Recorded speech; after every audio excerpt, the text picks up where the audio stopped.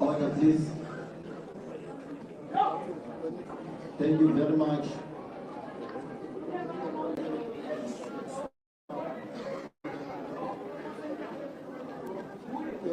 Can those that are speaking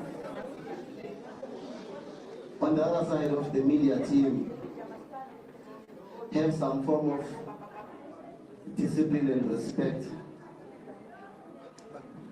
for this gathering?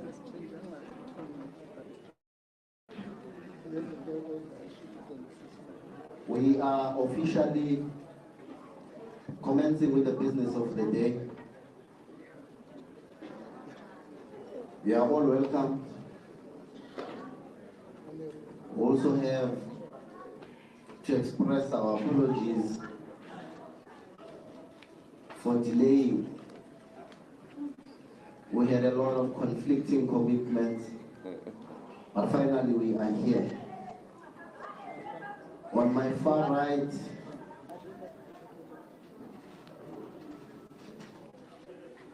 are representatives of political parties,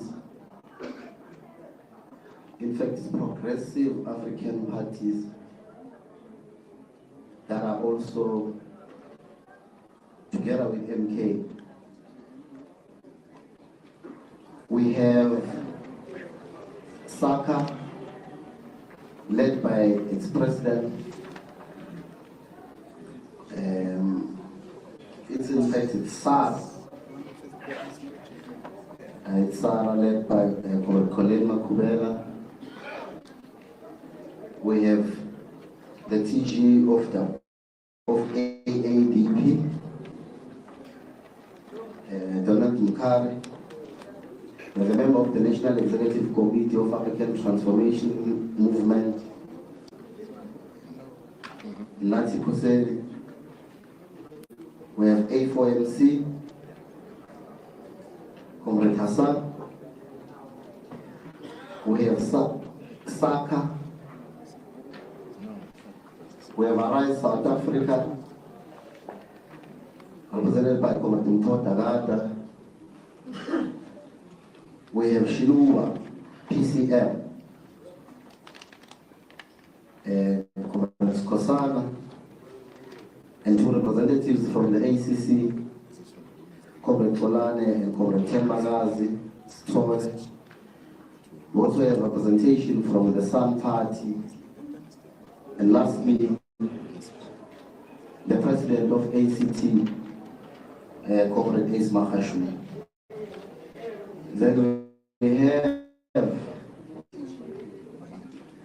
still on the far right, representatives from the National Negotiation Team, Comrade Dondoka Tlabashe. We have Comrade Kosana Tsebo. We have the representation of the Elite League of Umkhonto Wesizwe, the leadership of the Umkhonto Wesizwe Women's League, led by Comrade Shelley Brown. We have the national chairperson of Umkhonto Wesizwe Party, Comrade Junior Mkojo. We have the Secretary General of Umkhonto Wesizwe, Comrade Arthur Zwane. We have members of the National Leadership Corps seated here as well, and the spokesperson, Comrade Tlamulo. The legal representation of Umkhonto Wesizwe, led by Comrade Dalimpofu. And lastly, comrades, of course, there are other members of the National Leadership Corps who are seated amongst yourselves. But lastly, the delegation is led by His Excellency the President of Umkhonto Wesizwe Party, Comrade President Jacob Zuma.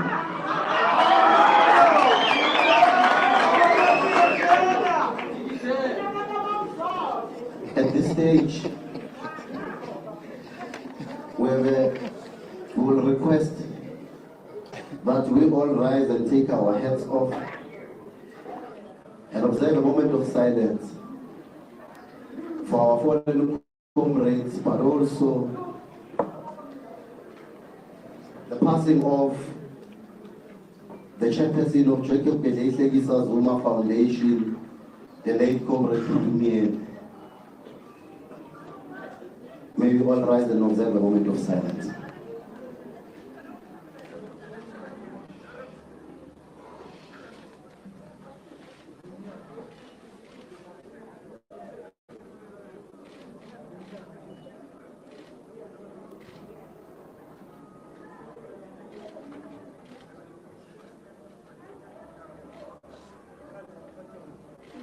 Thank you very much. May his soul rest in peace.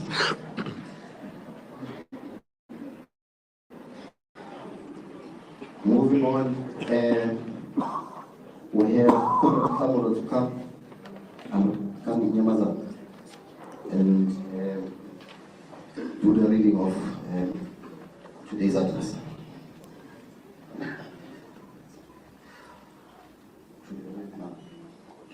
There's a special request that we read a message issued by Umkhonto Wesizwe Women's League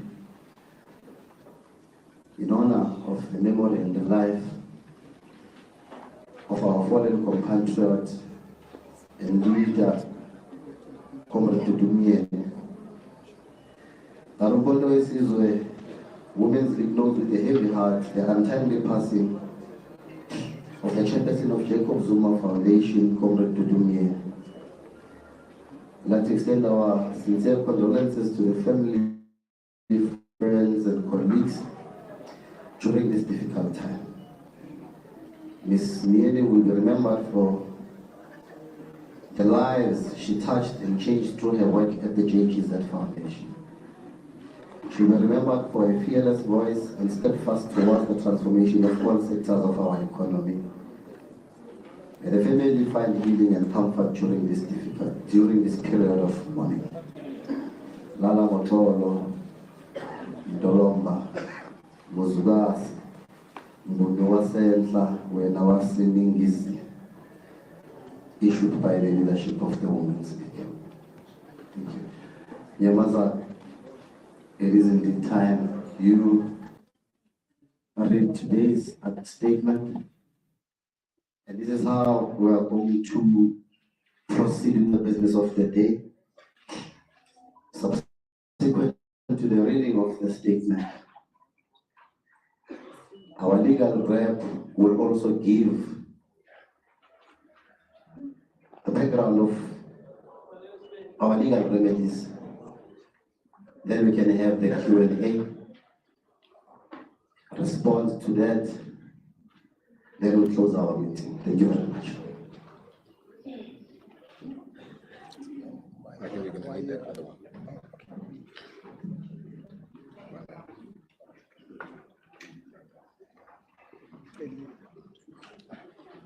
Can we have that one as well, so they can hear?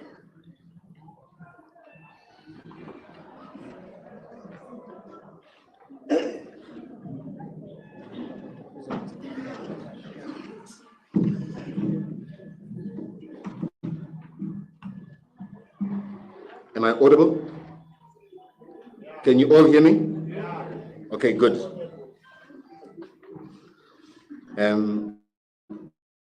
Comrade President Jacob Mhlanganyelo Zuma, our Commander-in-Chief, has requested that I read this address and make sure that we meet all the needs based on the noise that's been made. This is a public address to the nation by the President on the 2024 elections and the current political situation in South Africa.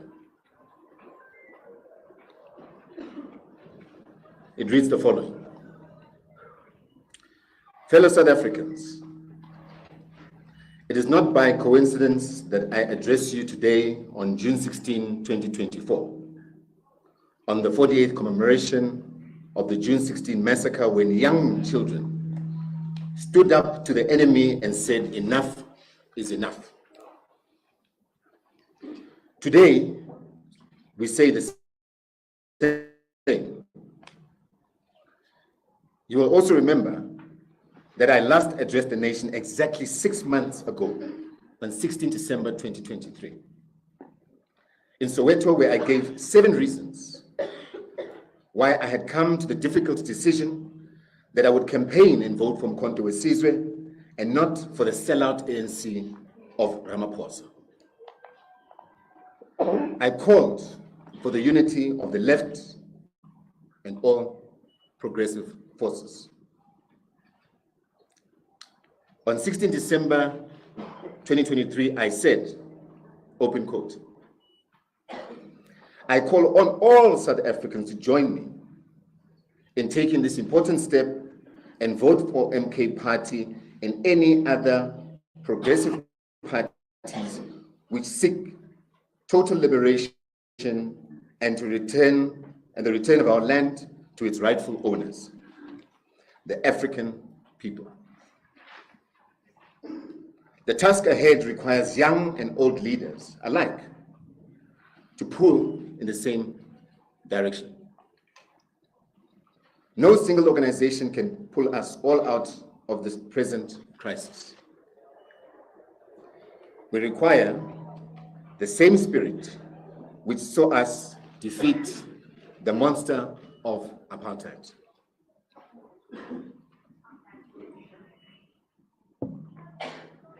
I later indeed campaigned on the ticket of asking patriotic and freedom-loving South Africans to follow my lead and vote for Mkhonto Wesizwe and other progressive parties in the 2024 elections. Before anything else, let me take this opportunity to thank all of the more than 4 million South Africans who voted for Mkhonto Wesizwe and all progressive forces who are fighting for the return of our land. Siyabonga, Realeboga. He can say, Bye, thank you. As we speak, the newly formed Progressive Caucus of Parties commands close to 30% of the seats in the National Assembly. We strongly believe that if it was not for the massive electoral fraud and other irregularities committed while the IEC was watching, that number would be far higher and perhaps in the majority. But even after the daylight robbery, to achieve almost 30% in the National Assembly puts us in a very strong position to fight on for the total economic liberation of Black and African people. It has never happened in a democratic South Africa that there is a united opposition commanding more than 100 seats in the National Assembly. In a situation where there is no single party with more than 40% of the vote, we must applaud the people of South Africa for making history.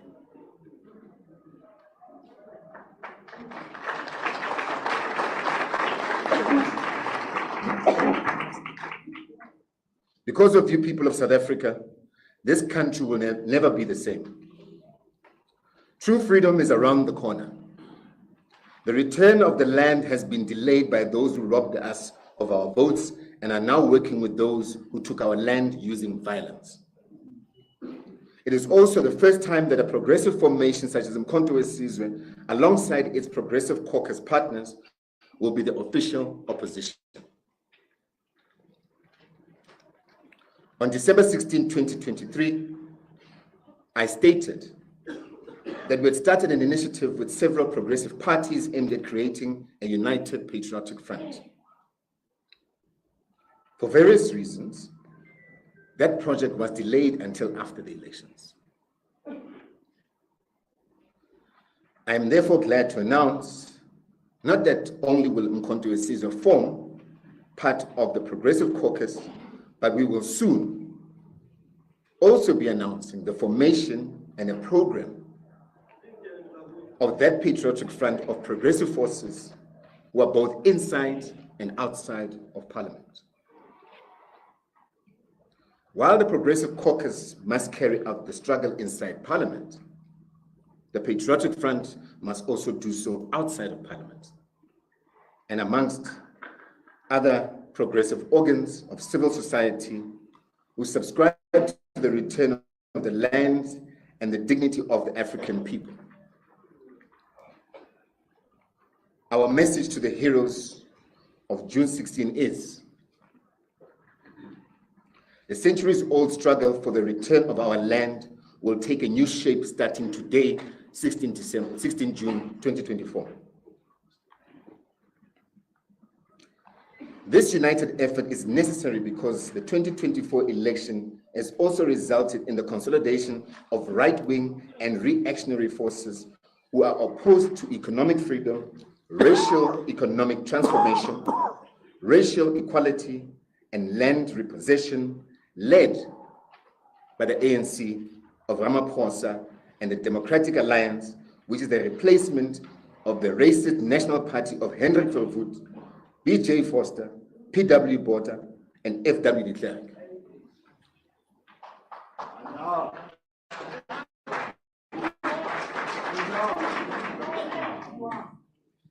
Their regimes could not have lasted even one day without black collaborators, such as Ramaphosa. Today, all of those sellout forces have been replaced by the ANC of Ramaphosa, which has taken us back to 1948.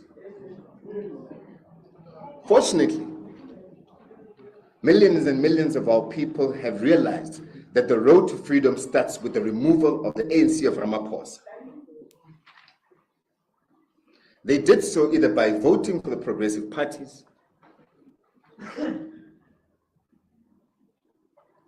or by refusing to vote at all.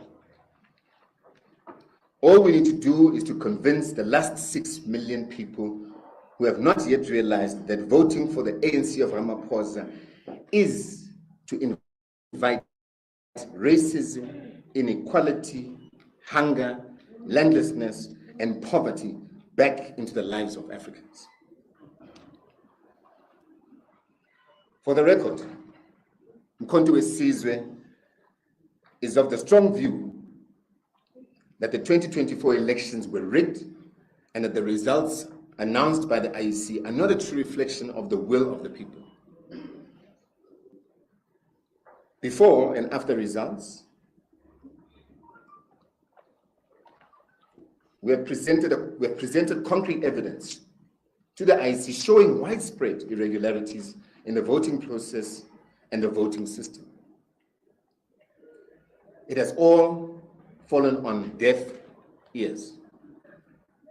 We've also tried all peaceful means to address our grievances, but all in vain. We have even approached the highest court in the land, but it rejected our pleas without even giving us a hearing and relying on technicalities while the democracy itself is being destroyed. As another form of peaceful protest, we have also voiced our dissatisfaction by boycotting the first sitting of the National Assembly last Friday. All these are constitutionally allowed methods of peaceful protest. We shall not tire from using peaceful means because we do not believe in resolving problems through violence, despite the fake narrative of our enemies. We call on all our supporters to be patient, even in the face of the most serious provocation by the institutions of democracy, which are supposed to be independent and unbiased. The most frustrating treatment was when 26 political parties lodged almost 600 objections, which were publicly addressed in the evening of Saturday, the 1st of June 2024, at the IEC Results Center. Literally within minutes of making our cries for fairness and asking the IEC to delay the declaration of the results until our objections were addressed, the chairperson of the IEC told the media and the country that the IEC was going ahead to announce the results as planned and as if nothing had happened. This was despite the fact that the law allowed the IEC another 4 days to attend to our issues. It is therefore our strong view that the premature declaration of the results was totally illegal. The only reason given by the IEC for rushing was to please the markets. It is the people who voted and not the markets. The constitutional mandate of the IEC is to serve the voting public and not the markets. We took this issue to the Constitutional Court for its attention, but to add insult to injury, the Constitutional Court missed the whole point and failed to address the key issue of illegal declaration of results. Instead, the Constitutional Court concerned itself with the evidence of irregularities. But that was not the issue we brought to them. That issue belongs to the Electoral Court. It is irrelevant whether our objections were valid or invalid. The issue is that the IEC was not entitled to brush us aside and to proceed without rushing the declaration of those results before looking into the allegations made on behalf of millions of South Africans, the voters. The court failed to address this matter. We also complained that the boycott would result in a National Assembly not reaching the minimum number of 350 members, as referred to in the Constitution. That issue was also not addressed. Surprisingly, the Constitutional Court said the matter was not urgent and the court did not have jurisdiction. That means we should have gone to another court, even though the first sitting of Parliament was only a few days away. It simply does not make sense at all to deal with such serious issues by resorting to pure technicalities. That is the same court which was prepared to give urgent and direct access to Judge Zondo to bypass the criminal courts and to sentence me to go to prison without a trial. Now the same court is not prepared to give direct access to test whether the IEC acted wrongly in rushing the declaration of those election results and possibly having an illegal government for the next 5 years. That can never be called justice. Justice for Zuma should be the same justice as justice for all.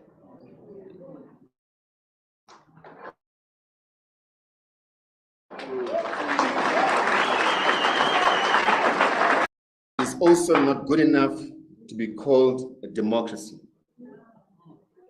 It can only be called a dictatorship of the ruling party and its institutions.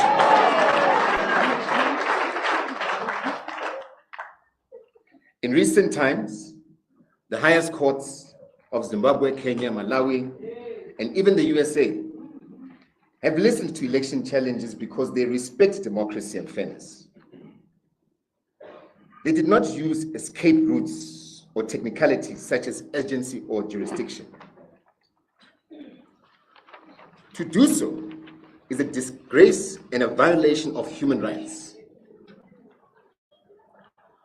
So much for the so-called best institution in the world.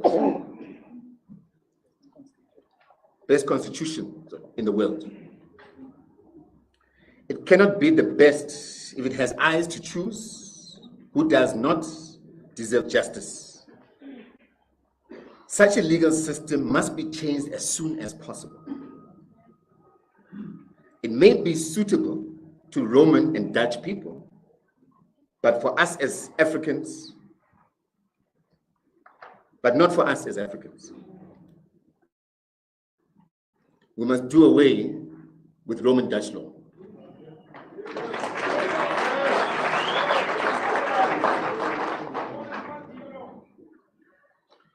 We shall not be discouraged, but will continue to fight on.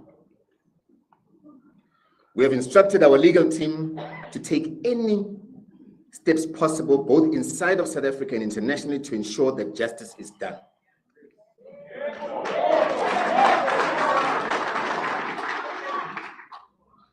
We cannot allow a situation where millions of votes have been stolen. The legal team will report on the possible avenues which are available. We are always expected. Why are we always expected? Why are we always expected? To accept what is clearly unacceptable. We say, enough is enough.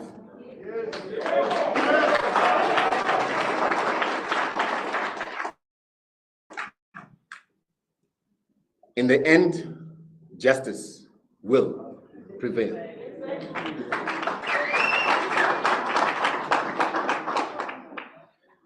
We have already waited for almost 400 years for our freedom, and we are almost there. We call on our people to demand to know what happened to their votes. They have the right to know. We will therefore, at the right time, call on our people to demonstrate their dissatisfaction against all these injustices peacefully, in the streets, in the courts, and even in Parliament until our grievances have been addressed.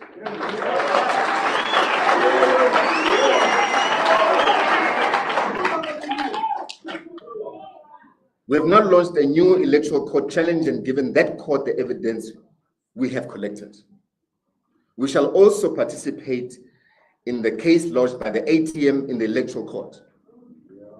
We shall leave no stone unturned.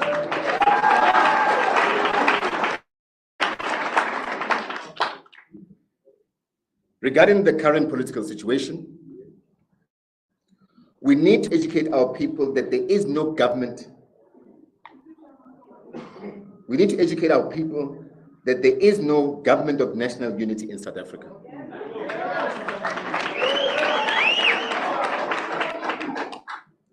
There is a white-led, unholy alliance between the DA and the ANC of Ramaphosa. It is sponsored by big business. It is for the benefit of the markets and not the people. It must be crushed before it finds its feet.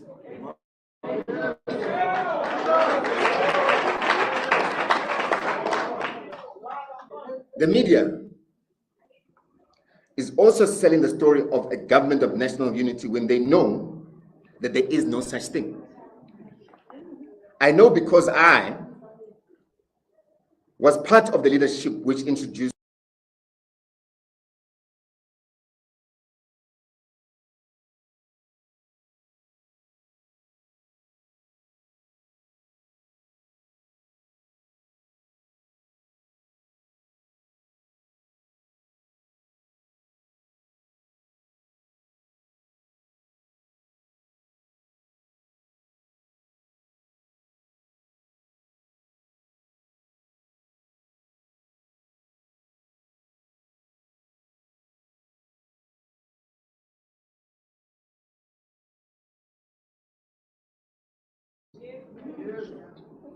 but the SABC belongs to us. It has no right to feed our people with lies and to pursue narrow agendas at our expense. We shall seek an urgent meeting with the SABC board and management to raise this issue, and if necessary, educate them on the correct political terms.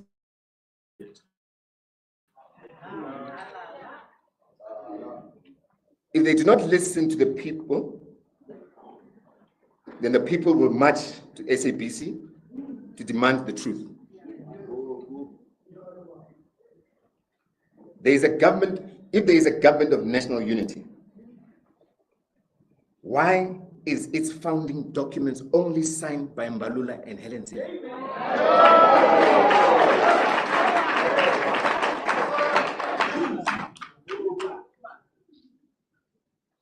Let it be clear to all our people that at 40%, the ANC of Ramaphosa had a choice to listen to the people and team up with those fighting for the total liberation of our people and the return of the land, or team up with those who stand for racism, white supremacy, backwardness, land theft, Zionism, and other ends.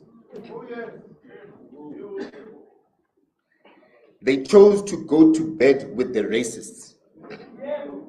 By doing so, the ANC of Ramaphosa has defined itself outside progressive forces of change.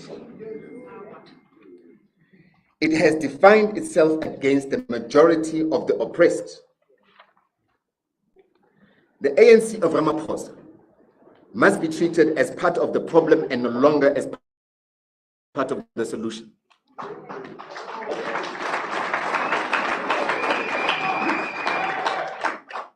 However, the door is always open for the real ANC to be welcomed back in the progressive fold. I think I need to repeat this so it's clear.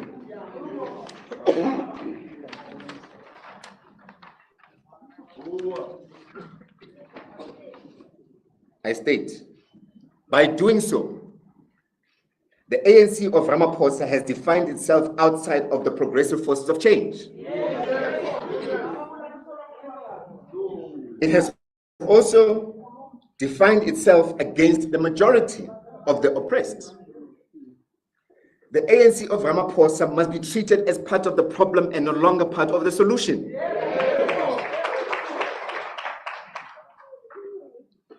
We also want to dispel the DA-ANC propaganda that the MK party is part of those that are against the Constitution. In everything we do, we follow the Constitution. However, we believe that the Constitution must be amended to allow for the return of land and to give a much bigger role to Parliament, which is made up of democratically elected representatives of the people rather than unelected judges. Section 44 of the Constitution gives the National Assembly unlimited power to amend the Constitution. Parliamentary sovereignty, which is practiced in the many democratic countries, is a normal prevalent form of government. I promise to address the nation soon after meeting the leaders of the progressive forces, when we shall deliver a detailed battle plan for the next few months or years until we finally win back our country from the enemies of progress and economic.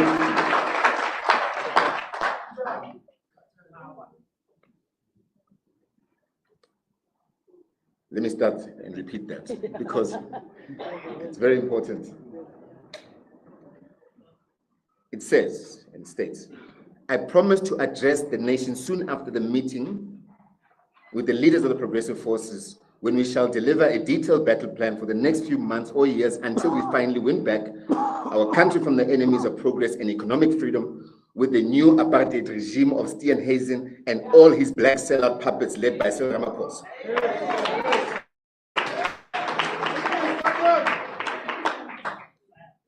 Unity in action is the simple clarion call. We can no longer afford to be divided when the enemy is uniting against the people. For that reason, we wish to announce that after taking legal advice, Umkhonto weSizwe will soon occupy its seat in the National Assembly.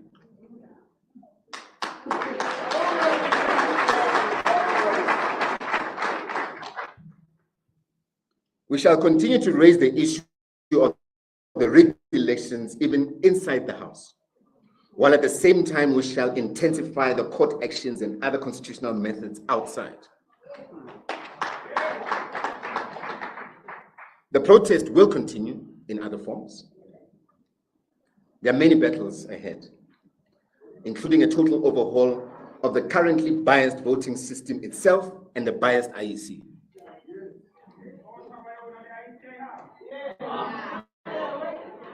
Together with the Progressive Caucus and the people, we must fight the sellout deal of the DA and their puppet Ramaphosa by any means necessary and within the law. There is no time to rest. Those of us, in the form of President Zuma, who are still members of the ANC, will continue in any space until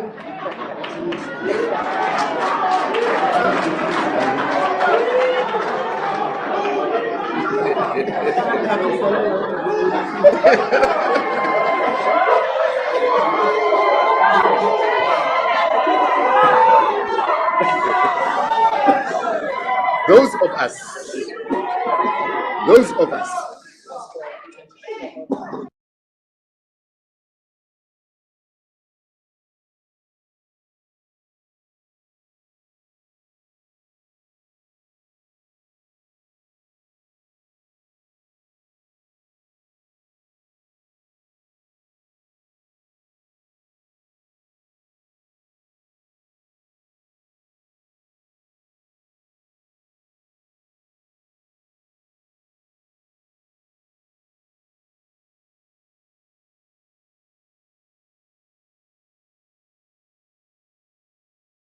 political homes to continue the struggle for liberation.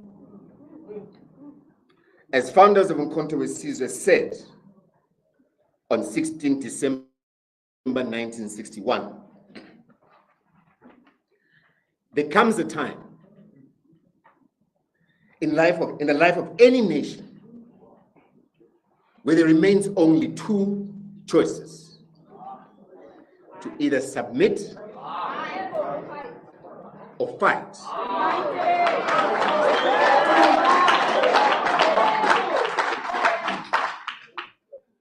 I need to repeat that. There comes a time in the life of any nation where there remains only two choices. You either submit or you fight.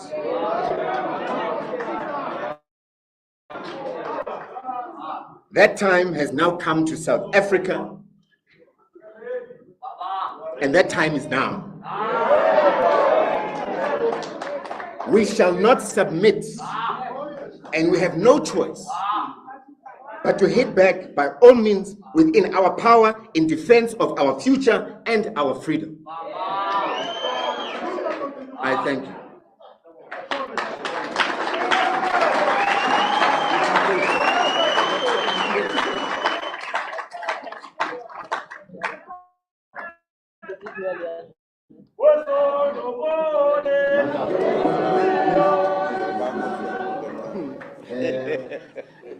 Let me allow the legal team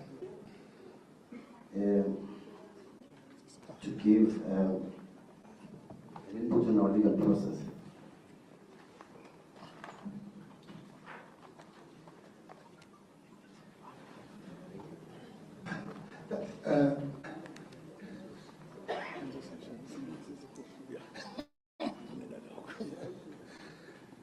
Thank you very much, Comrade Musi and Comrade Kabula. Unfortunately, mine is a legal one. It's not as revolutionary as Comrade Kabula. I've been asked by the President to just give a brief outline, because we've had so many cases. There's been a multiplicity of cases in such a short space of time that some people are confused as to where we are, which cases are still happening, and so on. And I was therefore asked to give some perspective and context. And as I say, my part will be quite short before I hand over to the political people. I'm just a lawyer, I don't know anything about politics. Yes. Now, and on a serious note, I've been given permission by the Pan-African Bar Association of South Africa, that I'm a part of, as previously, to participate only in my professional capacity. So if you want to hear my political views, and I do have plenty of them sometimes, you'll have to call me some other time. So the MK party has been involved in what I call an unprecedented 11 cases in the space of about 3 months. I don't think there's any organization that has ever been to court so many times in such a short of space of time. In short, as you might know, from the 19th of March we were in Bloemfontein in the electoral court, where we had been taken by the ANC to deregister the party. They failed. On the 27th of March, the ANC also took us to the Durban High Court to fight over the logo and the trademark. They failed. On the 9th of April, the IEC took us to the electoral court in the electoral court which was sitting in Johannesburg. And that was because the electoral court had taken a decision, as you might remember, to exclude the former president, and we had appealed against that decision.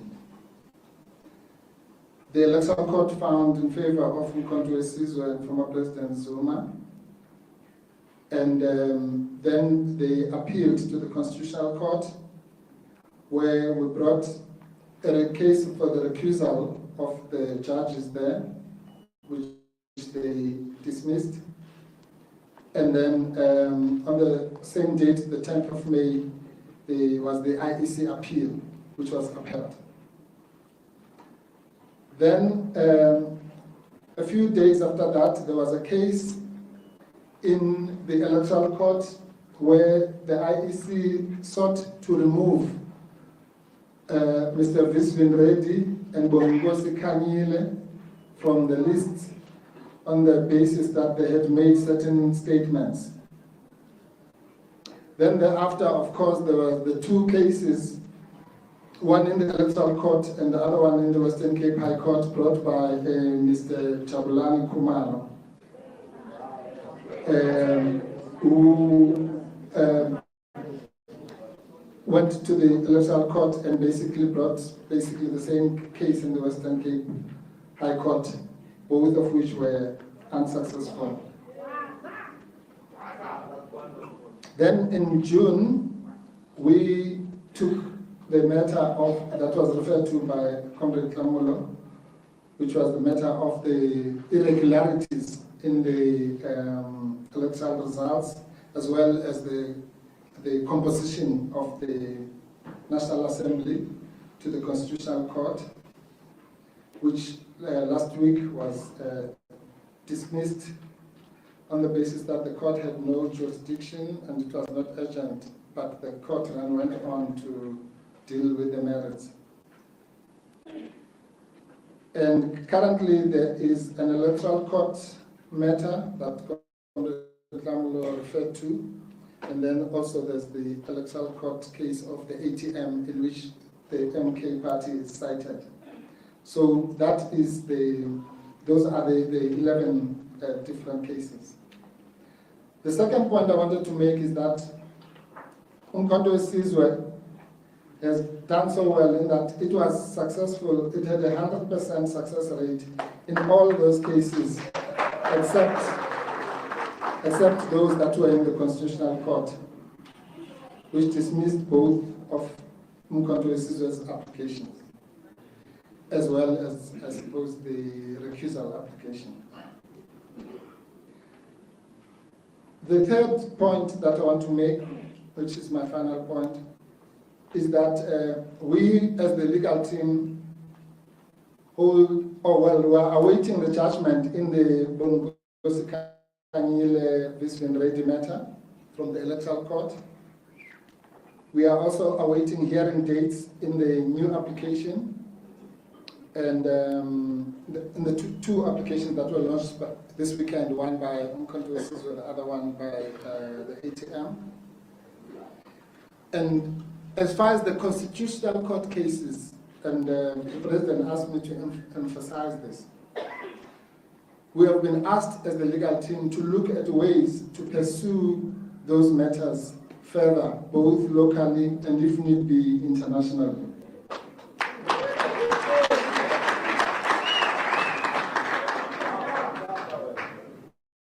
The legal team will give a comprehensive advice to the clients, and the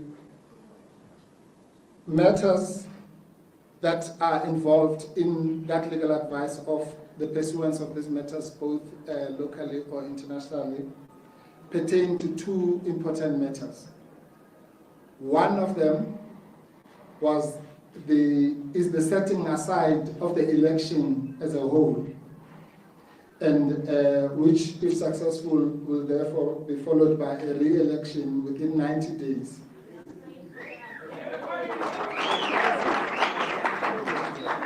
The second matter pertains to the removal from the list or from the membership of the National Assembly of former President Zuma, which we believe that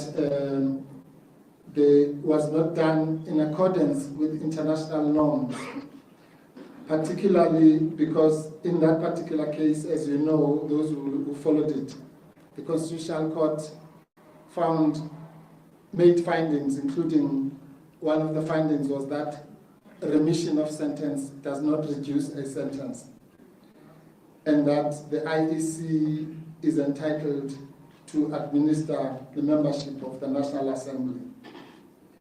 And it is a strong feeling of the clients that both of those matters, or those kinds of findings, are in violation not only of our Constitution, but also of international human rights instruments.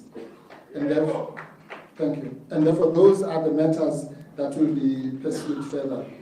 So, if the media has been writing all sorts of things about these matters, some of them completely off the mark. So we just thought we should make those remarks. For example, the issue that was raised by Comrade Tlamulo about the matter that was raised in the Constitutional Court. Even today in the Sunday Times, there's a long article, I think by Frenny Rapkin, about how there was no evidence and this and the other. And this has been clarified 100 times, that case was not about the evidence. That case was about the premature declaration of the results by the IEC, number one. And secondly, it was also about the quorum, the issue of the composition of the National Assembly. And I just want, before I hand back, want to say that the problem, I think, sometimes is that the people who comment on these things are just lazy to read. And if one person makes a mistake in the media, then like sheep, everyone follows that mistake. And then it's just perpetuated. All these people had access to these papers, and I just want to read one paragraph, which makes it clear that they are all off a wrong tangent when they say, but where was the evidence and all that? This is what was said in those papers, very simply, at paragraph 15. Before dealing with the issue of jurisdiction, and in order to save unnecessary debate which obviously we failed. It will be crucial to state upfront what this application is not about. Right? What the application is not about. And the word not is underlined. I say this application is not about reviewing or appealing the IEC's dismissals of the objections of vote rigging, incompetence, and the like, or any cause of action which falls under Section 20 of the Electoral Commissions Act of 1996. The group of parties aggrieved by those decisions who are here have reportedly taken or intend to take whatever legal steps are open to them in that regard. The applicant also intends to present whatever new evidence it has gathered in that respect to the IEC in the form of objections. Those issues are referred to here in merely for historical context. What this application is about is the separate issues of declaring, in terms of Section 172 of the Constitution, certain conduct of the IEC, that is the rushed declaration of results, to be unconstitutional, setting such conduct aside as just and equitable remedies, and giving a proper constitutional interpretation to Section 46 of the Constitution. That's the one that deals with the composition. So anybody who wants to be asking all this, well, why was there no evidence in the application and all that, must just read paragraph 15 of the application. Thank you very much.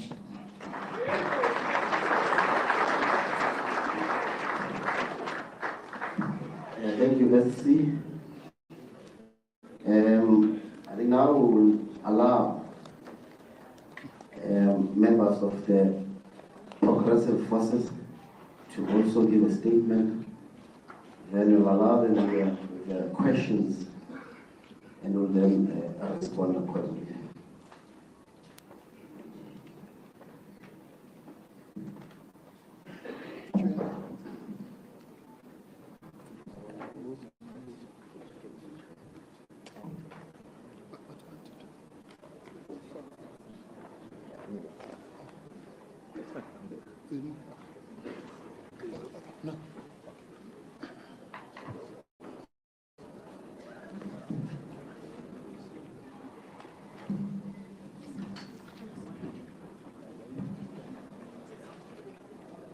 My greetings to the members of the media here. We've got our monarchy, the royal household, Bayete. We've got the ministers and the clergy, Obaba, the leadership of MK, and we greet all the leaders of the various political parties and all South Africans.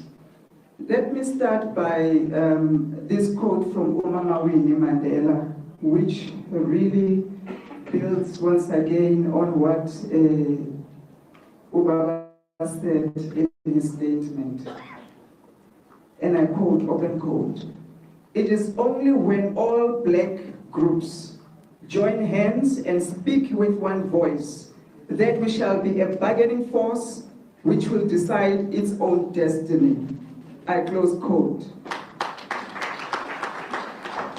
In preparing for this briefing, I was reminded of the chairperson of the TRC Commission, the late Archbishop Desmond Tutu, who once implored on Mama Winnie at the TRC to admit that whatever her intentions might have been in Soweto in the 1980s, that something went wrong.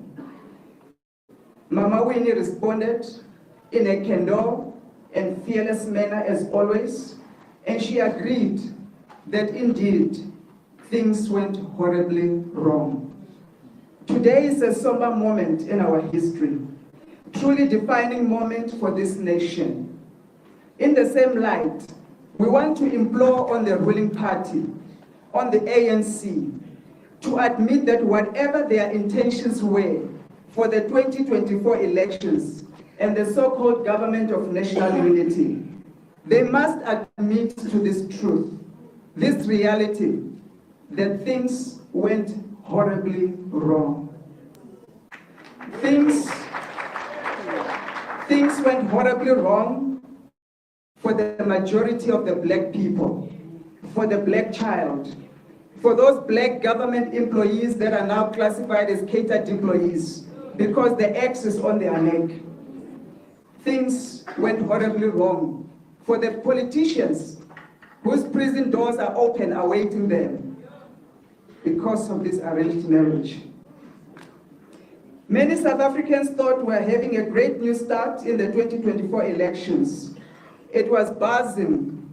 We came up with new political parties. Young people were hopeful, saying 2024 is our 1994. And yes, we all agreed that there were fundamental changes that needed to be made in our society, administrative and legislative systems that needed to be changed to address the issues of poverty, unemployment, inequalities, and governance. But little did we know that 2024 is the DA's 1994. We watched with horror on the eve of the first sitting of the 7th administration an interview with the so-called DA veteran Douglas Gibson and our veteran Ubaba Matthews Posa.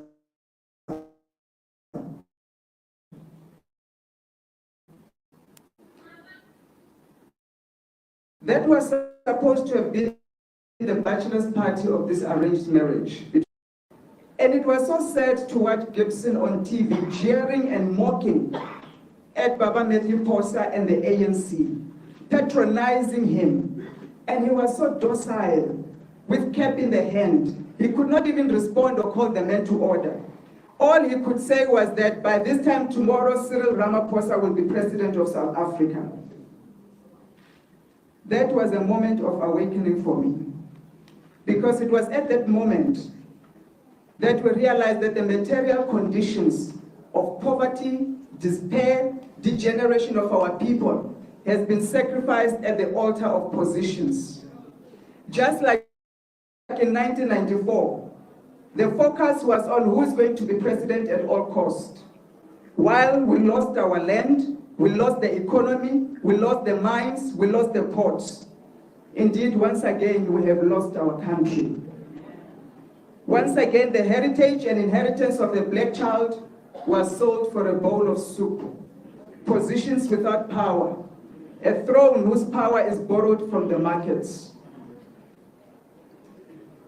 It reminded me of 2022. After much oppression and marginalization of our people in the metros, a group of us minority parties, we came together and said we are leaving the DA multi-party.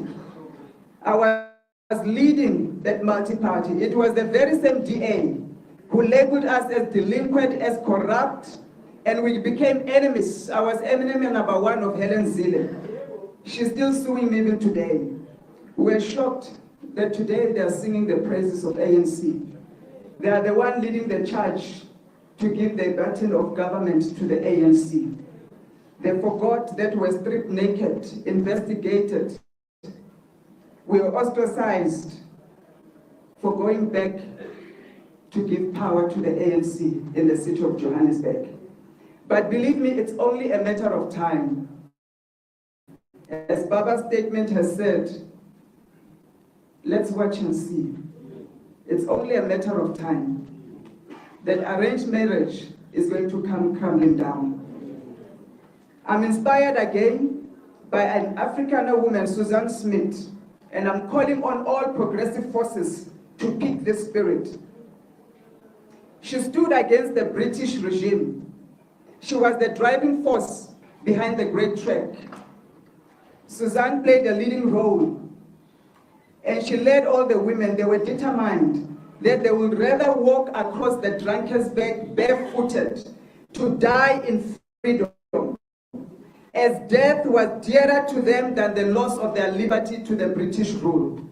So Baba, as the progressive parties, will rather stay and starve outside and die in this pursuit for our freedom than to submit to this ANC-DA regime.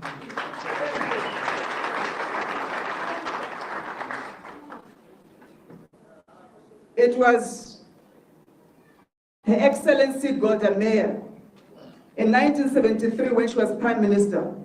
And in her reflection in the book that she wrote, My Life, she said, I regretted the decision not to take preemptive measures when war seemed imminent.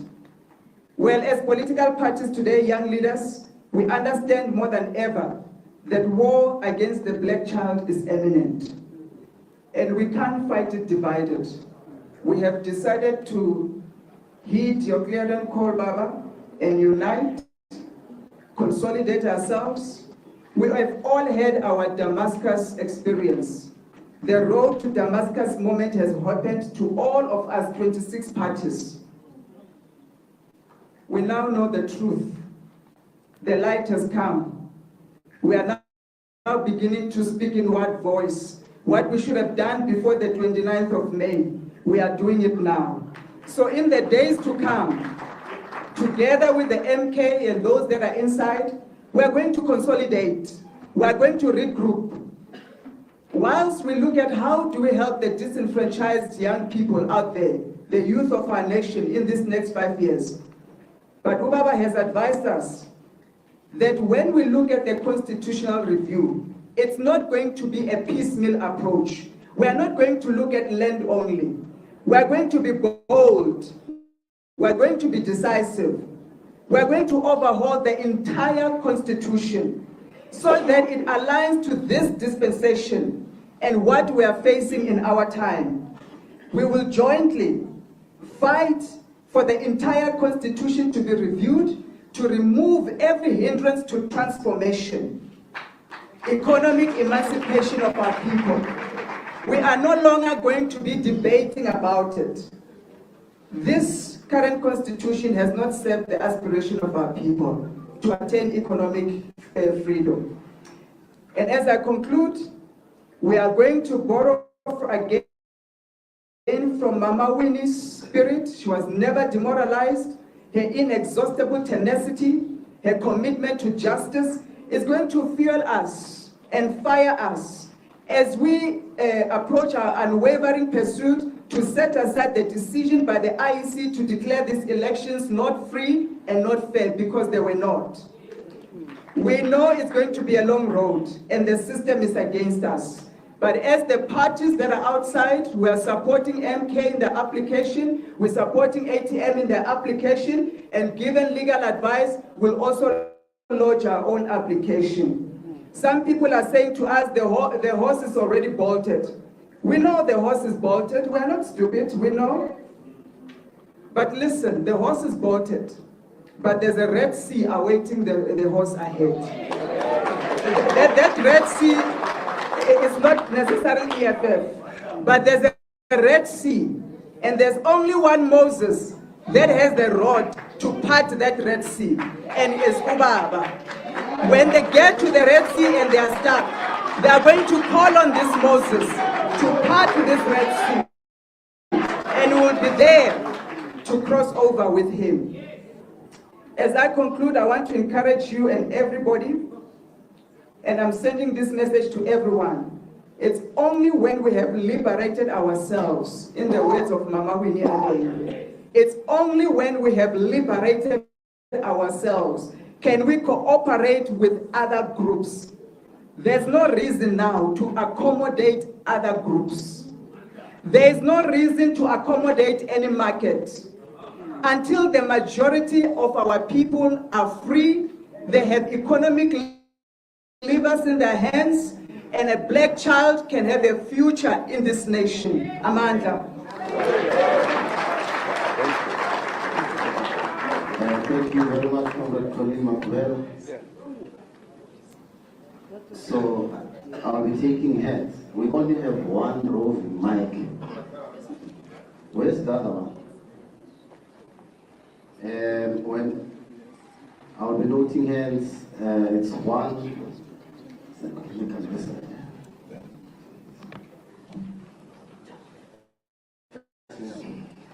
It's one, a gentleman, 2, 3, and 4. But do introduce yourself and the media house you represent. Yes, the mic. 4, 5, 6. Only 6 cents.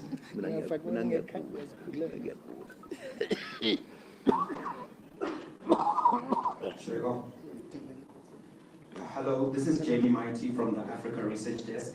I've got two questions. One is about the role of the media, and two is about the constitutionalism discussion. On the role of the media, I think that I would like to get some reflection from the MK party about the non-airing of the interview by ENCA at the time close to the election.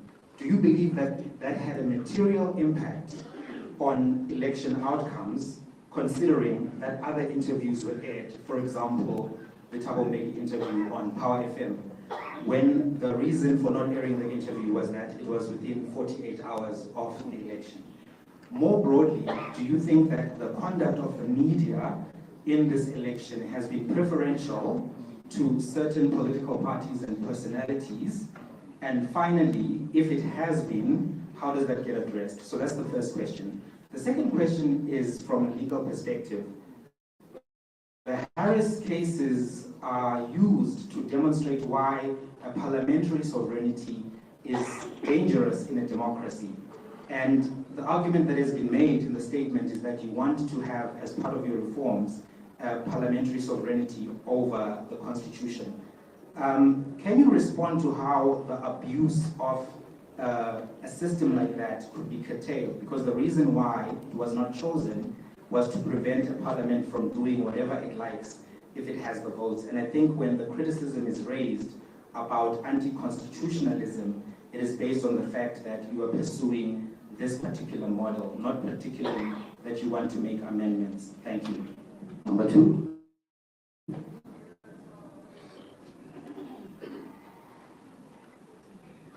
Good day, my name is Thando Maiko. I'm from the Business Day.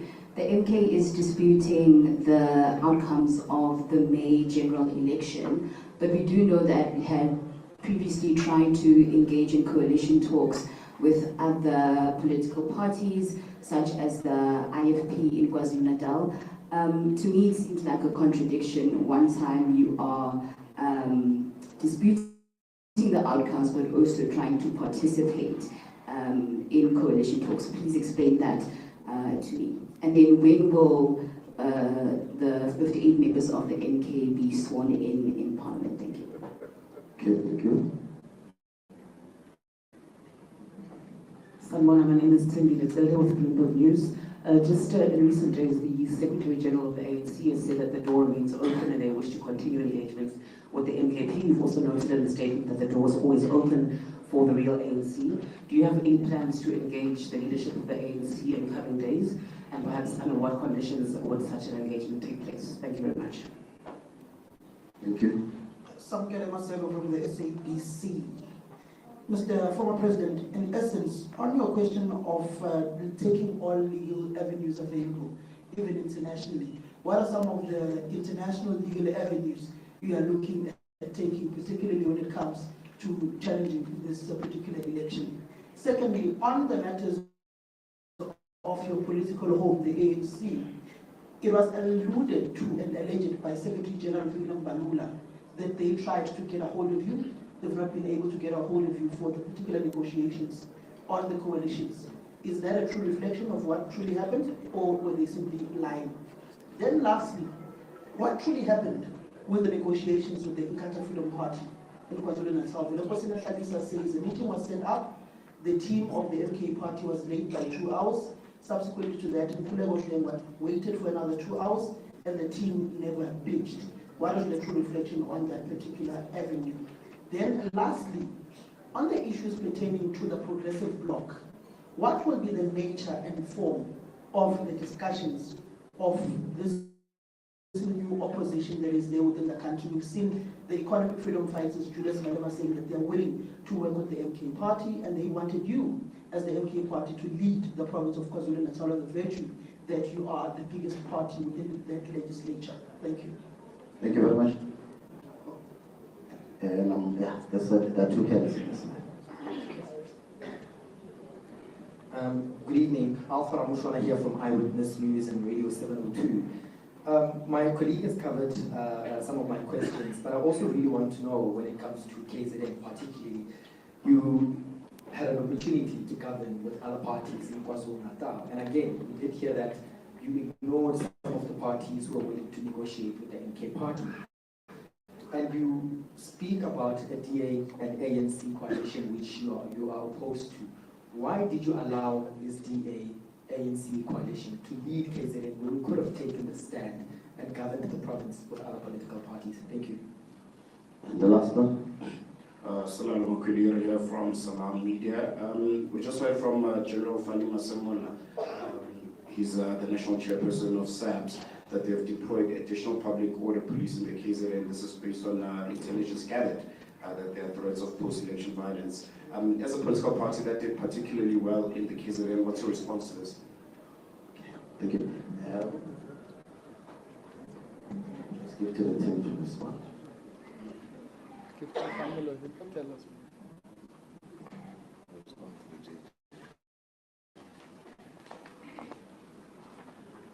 Let me start with the first question regarding the interview with JJ Daman and the NCA. Yes.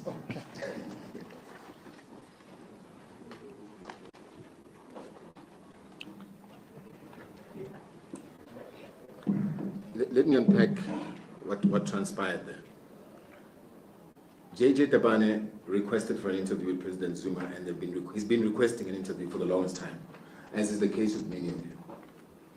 He was then granted an opportunity in the form of his show for the ENCA, and he came through with his team to Ngandla, off the back of the invite, where we had given him an opportunity to engage with President Zuma in a marathon interview that took 2 hours. We started from around midnight until 2 a.m.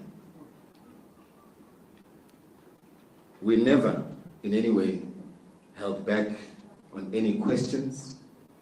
We never told him what questions to ask. He engaged President Zuma openly. And President Zuma responded to every single question. The problem, and what is interesting, is that in actual fact, it was before 12 o'clock, President, if I recall, because at 12, they were going to go off live. So we're trying to get the interview done live. JJ Tabane contacted the team in the form of his the senior leaders within ENCA for a live. They refused a live. Instead, they wanted it to be pre-recorded. We then agreed, it's fine, we'll go ahead with the pre-record. Take into consideration that it would be aired on JJ Tabane's show on the Monday. Did it happen on Monday morning, on the Monday evening show? No. So, we know that the MD, Norman, of ENCA, and maybe the ENCA team here can tell us when our interview is going to be aired. But Norman, we know, has got a very close relationship with the likes of Kumbuzo Nchave and Cyril Ramaphosa. We know that. So if you want your answer in terms of why there is censorship in this ENCA, that is the reason why. ENCA took me live, but you'll never see that interview that I did live in the media or on social media. Why? Because I'm speaking about the IEC. So the issue of censorship, and we know that at times, in most cases, it's not the reporter's problems or issue to cover certain things. You are censored yourself, we know, by your bosses, what you must ask, what you can't ask. And that must come to an end.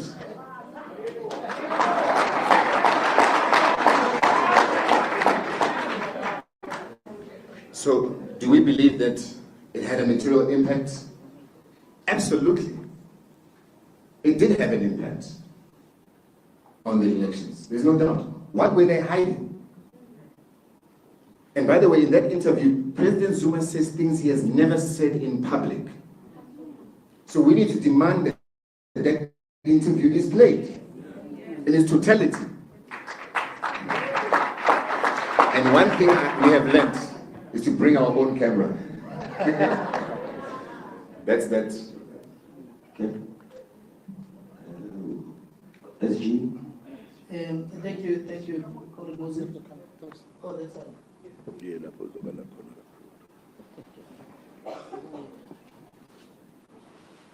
Musical chairs.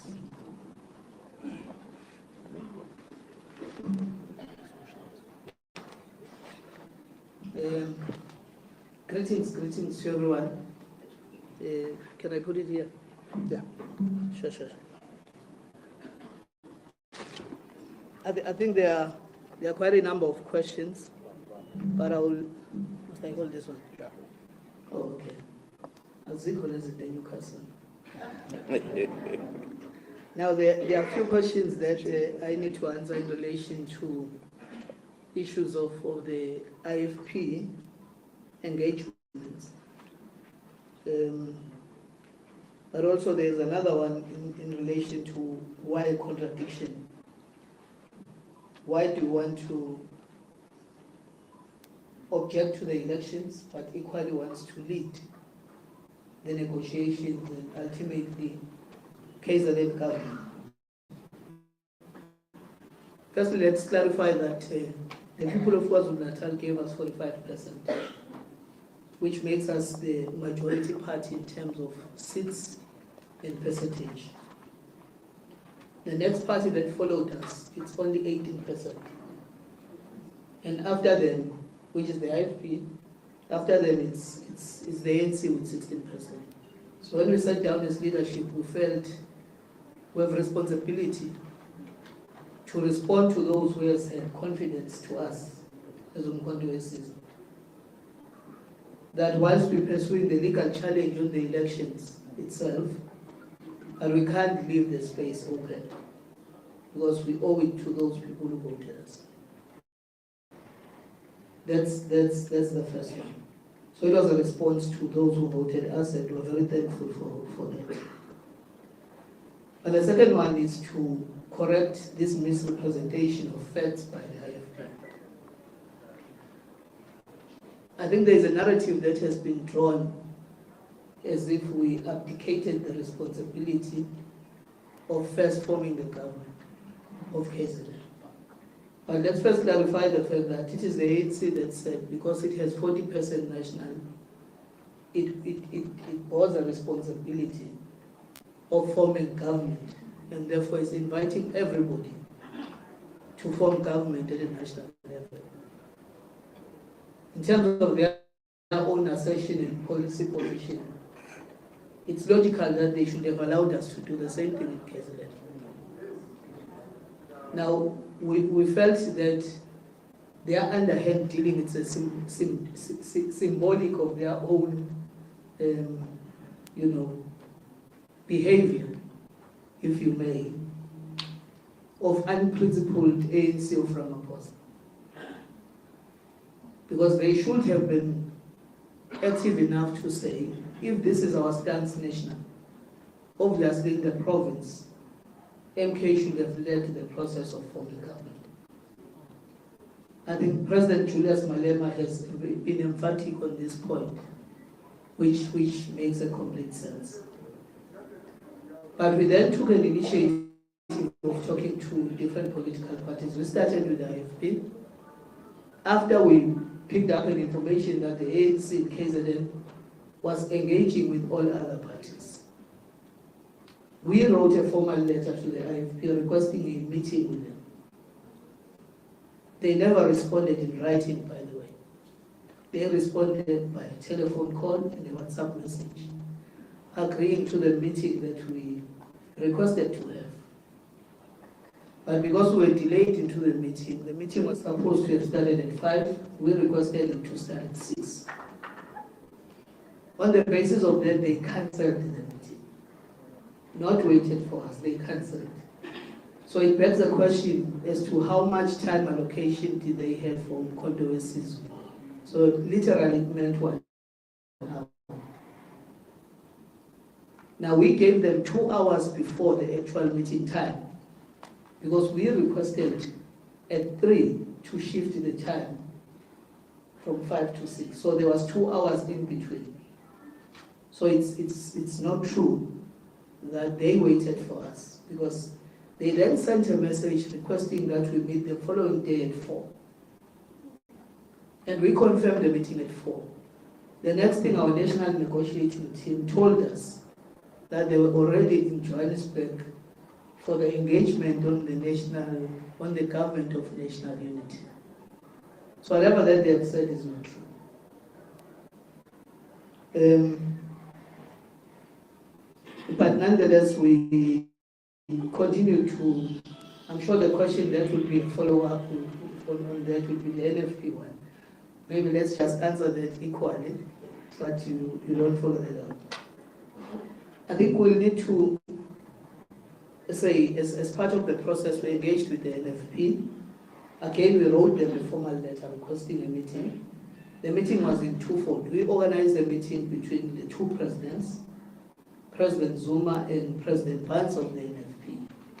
The reason for that approach was that NFP and President Zuma had historical relationship with the former president and the late president of the NFP,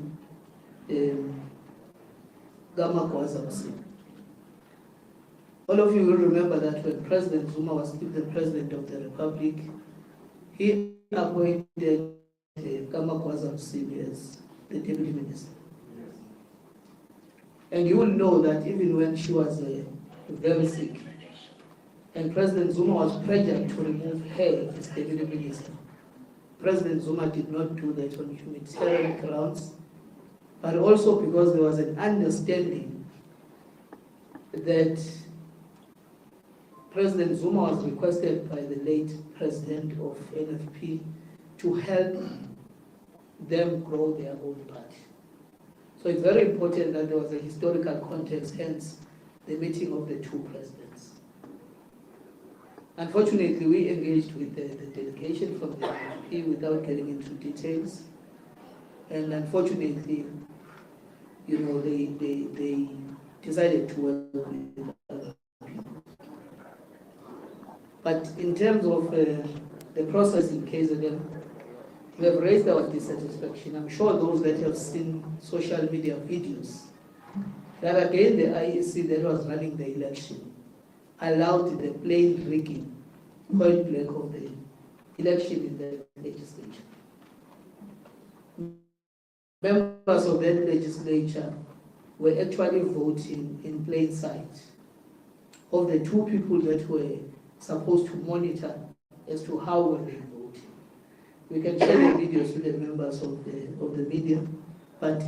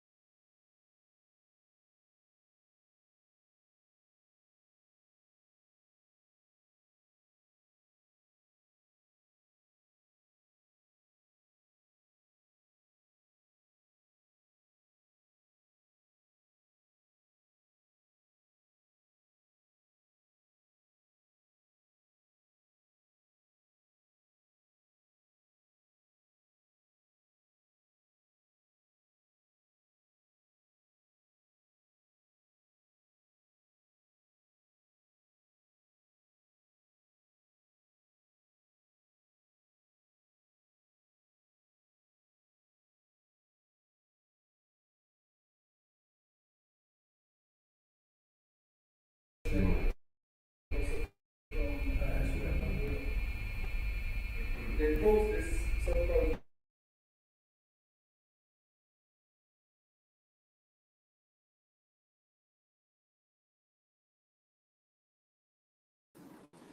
Now that's a false narrative which is just being created to confuse the people.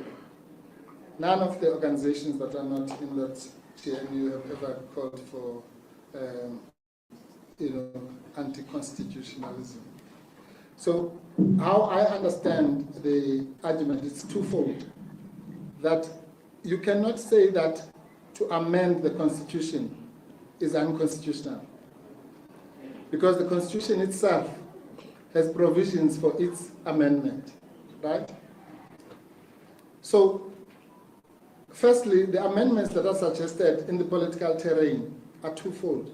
The first one has to do with the amendment of Section 25 of the Constitution, which would remove the compensation requirement for land repossession, right?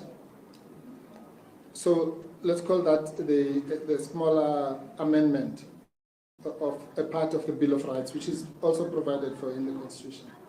The second category is the one that former President Zuma is talking about, which is to say that is a system at this juncture of our democracy, is a system that is totally dependent on judges, in the sense that the judges have a final say, which is what lawyers call constitutional supremacy, as opposed to parliamentary sovereignty, where the elected representatives of the people have the ultimate say.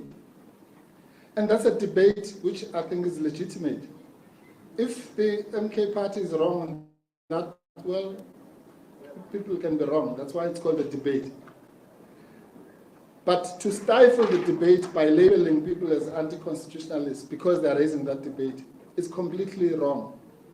Actually, that is unconstitutional, because that's a violation of their right to hold their views in terms of Section 16 of the Constitution. So I think that's where the debate is. There's no right or wrong. Britain, which is regarded as one of the leading, if not the first democracy, has a system of parliamentary sovereignty. Nobody ever said that is a dictatorship or draconian. So there are systems, and I think that that's what is being raised. So the debate should be had, I think, by scholars, by academics, by politicians, by all of us, by the population. It must not be stifled with labels. So that's the first issue. The second issue that was asked was about what are the international legal steps that the MK party is talking about. Well, on this one, I'll be very brief, because I obviously can't give the legal advice to the media before I give it to the clients. But I can give you a hint. You would have heard that the reaction from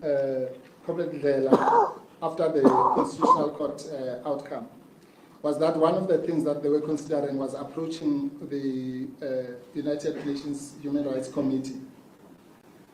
Now that committee, the reason why he referred to it is because that committee has actually, just by coincidence, dealt with a similar case, which those who were in the Constitutional Court, you'll remember, we cited in court.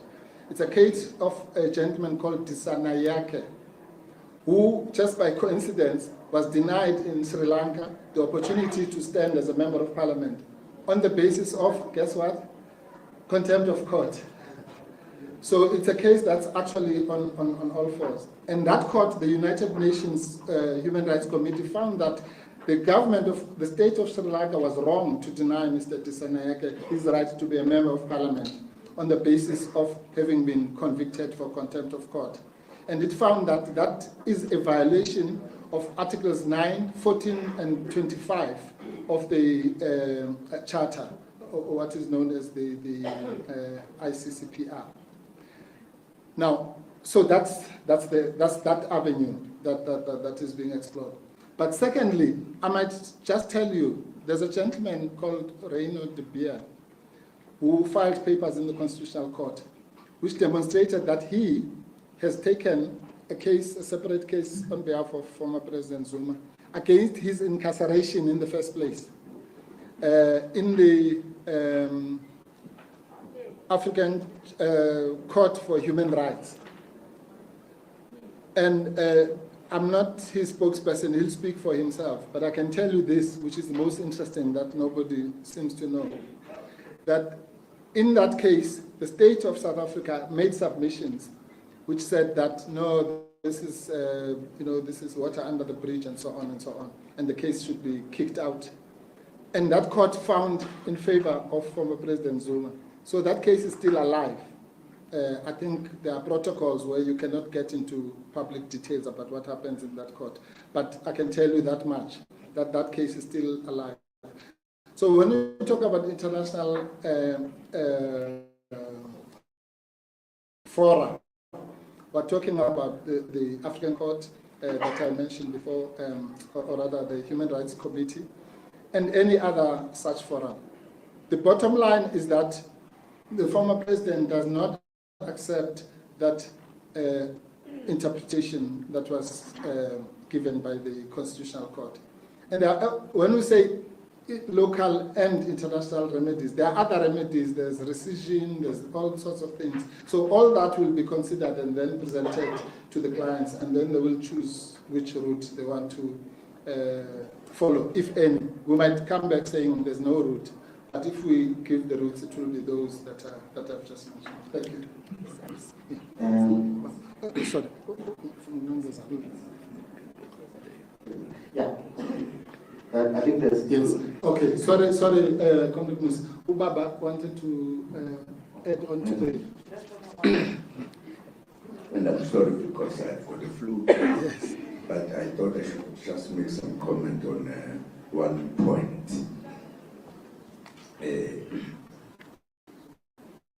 This new thing, the government of national unity.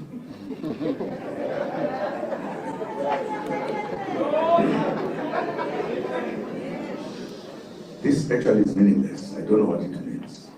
Totally meaningless. Totally meaningless. We exercised the government of national unity in South Africa when we had finished agreeing to negotiate and establish the government in South Africa that would be voted by everybody. It had never happened because we had never voted in the past since the time immemorial. Only whites were voting. And we had decided to fight for our freedom after, when we were talking that let us be free, instead of the government responding to that, they actually banned the ANC. In other words, silenced the black people from talking about freedom, about whatever. We then declared war. And there was a fight that took place since 19 what?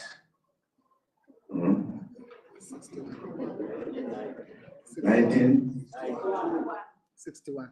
61. The ANC was banned in 1960. Then at the end of 1961, in December, we declared war to fight for our freedom. And there was a fight in South Africa for many years. People died. There were arrests in South Africa.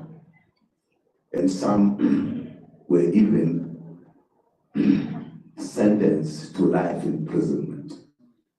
There was war in South Africa. We had not agreed with the oppressors to change South Africa so that everybody had the right to vote, etc. The vote that we're talking about today. And when a lot of things were done to move to a point where we all agreed to negotiate, And as you will remember, when this was agreed, South African situation was very peculiar, very unusual, very deep. The anger and the fight was one of the most in Africa. Most fight that took place. We reached a point as we were negotiating that if, for an example, we said, let us go for elections, and then the party that will win will then run the country. There was a very good understanding that the hatred between the whites and blacks was just beyond anything. If you just said in the first elections, the party that will win will then rule the country. If the whites said one, I'm sure the fight will continue. But if the ANC won, the black people won, there would be hatred. The continuation of hating one another, or each other, whatever. Or the blacks telling the whites what to do, blah, blah, blah. There were many important issues that were looked at. We, as we were all ready for peace, and as you know, in addition to the hatred between the whites and blacks, there had also emerged a fight between IFP and the ANC, which was actually caused by the whites. So we thought we needed to find a formula because the country was at war, at hatred, and every other thing.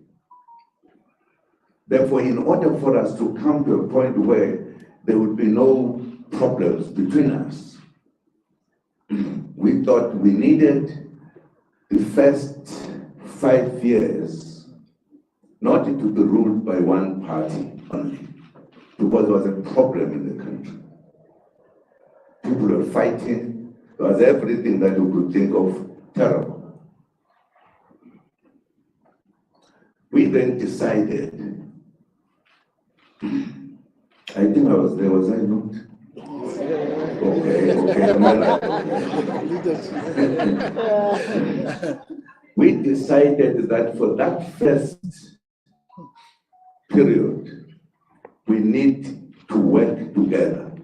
There must be no parliament where we say something wrong to across whatever. And it was a very wise decision to stop violence in South Africa. War, violence, war, whatever, and hatred. And then the basis of that, we said the best thing to do is that all parties that will participate in the elections, no matter what, we did put a deadline that above this number, those parties will be members of parliament. And for us to have peace in our country, because there was war, there was hatred, there had been apartheid, which was very rude. We then decided that these parties who will be in parliament, who will have so much,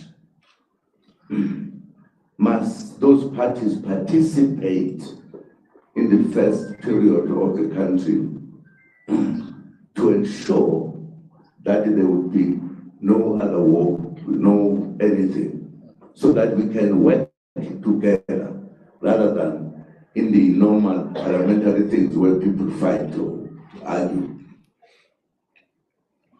And once we felt we should do so, we then decided to call it the Government of National Unity. The reason was that there was no unity. There had been a war, there had been everything. And some people who don't know politics just take faint phrases and things.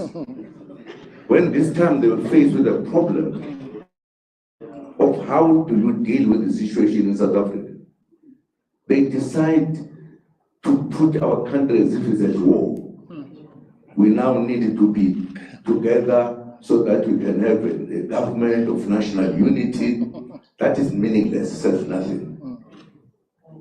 It's nothing, we're just misleading one another to think that is a good thing. Other people even forgot, thought that they could in fact be together with the DA, because they just put this word, Government of National Unity, others are hiding behind. Now it has become such a thing. But by the abbreviation, GNU. Nonsense.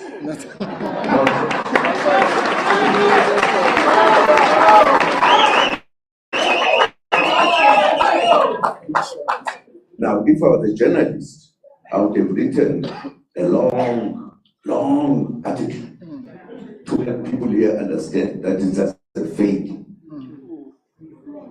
They just wanted to be together for various reasons of their own. And the others must have been maybe whatever. I don't want to say, just imagine. But the critical issue that I'm saying, my brothers and sisters, as journalists, really, we need to be helping us on these matters. You know it, to see it, to know. I don't think journalism to be one-sided. It should be fair. It should. If I was a journalist, I was saying, but this thing we said it 30 years ago. What it is now? I think you'd be asking these people who have come with this, what are you trying to do? Are you saying South Africa is at war? You therefore need to have peace. Sorry, guys. Sorry. President, we should actually call it for what it is. The ANC has joined the moonshot pact of the DA. Okay, thank you very much. I did not want to say I'm rude. I nearly said it, but I thought this fellow is rude. But we saw it, there was no ANC when the name came there. Moonshot pact. Moonshot pact, there was no ANC. There was no ANC. Now who has joined now the moonshot pact? Who has joined it? The ANC. Thank you. I didn't say it. We've responded to all the questions, and we will take the last bite. Okay, we'll start number one. In fact, let's do it like we did the last time. Samkela says this question. Oh, just. Responses. Okay. Yeah, just hold your hands a bit till we'll come back for the last bite. We're still responding to your questions. Just give them the mic. Who's responding? No. Give Samkela to. Oh, we said there's a question that is not responded to. What is the question? The question was, the ANC said they tried to reach former President Zuma and he was unavailable, and they were essentially saying they were being looted. Is that true or not? Okay, Comrade Papasha, you can respond to that one. Yeah. No, I don't think that's true. There is a narrative that seeks to brand MK as a disorganized organization. Yeah, I was saying there's a narrative that seeks to brand MK as a very disorganized, disrespectful organization. You can get it from that sense where they said they reached President Zuma, but he did not respond. They say he blue-ticked them. But it's the same narrative that you get from KZN as if we are inexperienced to look to engage and then stood people up. It's a wrong narrative. The president doesn't negotiate on our behalf. There is a negotiating team that was actually appointed as led by Comrade Kosnatin. They were the ones that were engaging with them. They ain't seen any other party that referred to needed to engage with. So President Zuma gets report from the negotiating teams. So that is not true. But I think I need to respond as well onto the from Salam Media about SAPS in KZN. It's another narrative that wants to make us a violent organization that are ready to fight at a whim. We are warmongers that are ready to kill. Let me start by saying we have had about 12 of our members shot and killed. And we have never responded. The last person that was killed, the comrade of ours, was shot with 8 bullets. We have not even fired a single shot in retaliation. Our members have been disciplined consistently. There has been no blood spilled by condolences. And to mobilize police to go to KZN is mischievous. It fits into that narrative. When we actually announced that we have been robbed, especially in KZN, Mpumalanga, and Gauteng, not a single person can claim that we burned any building, we were demonstrating, we went to the IEC offices and all of that. None whatsoever. Consistently, we've been reporting, even from the media statement by the president, that we are using all legal means possible to challenge the IEC. And we've consistently said it to the media statement by the president that the courts have been running a narrative of us. In fact, they have been technically trying to run away from responding to the real issues that we have faced with them. So again, we're still reporting that we are ready to even take it to international courts, not fighting, but still there is lingering question of trying to brand us as violent. We're not violent. We're not espousing any violence.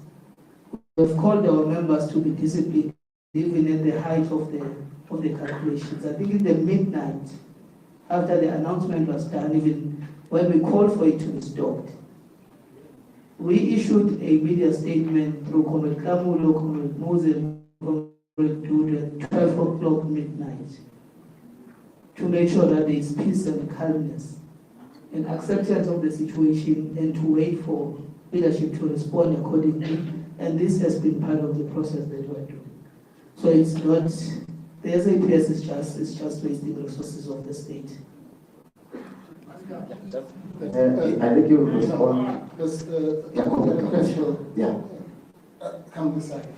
Just to respond on the issue of the ANC and how those matters are handled. The negotiating team, yes.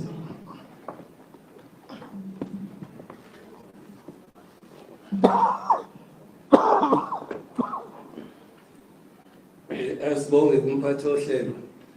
Nizongixolela ke mina, I'm a product of Bantu education, so I don't speak English after 4 p.m.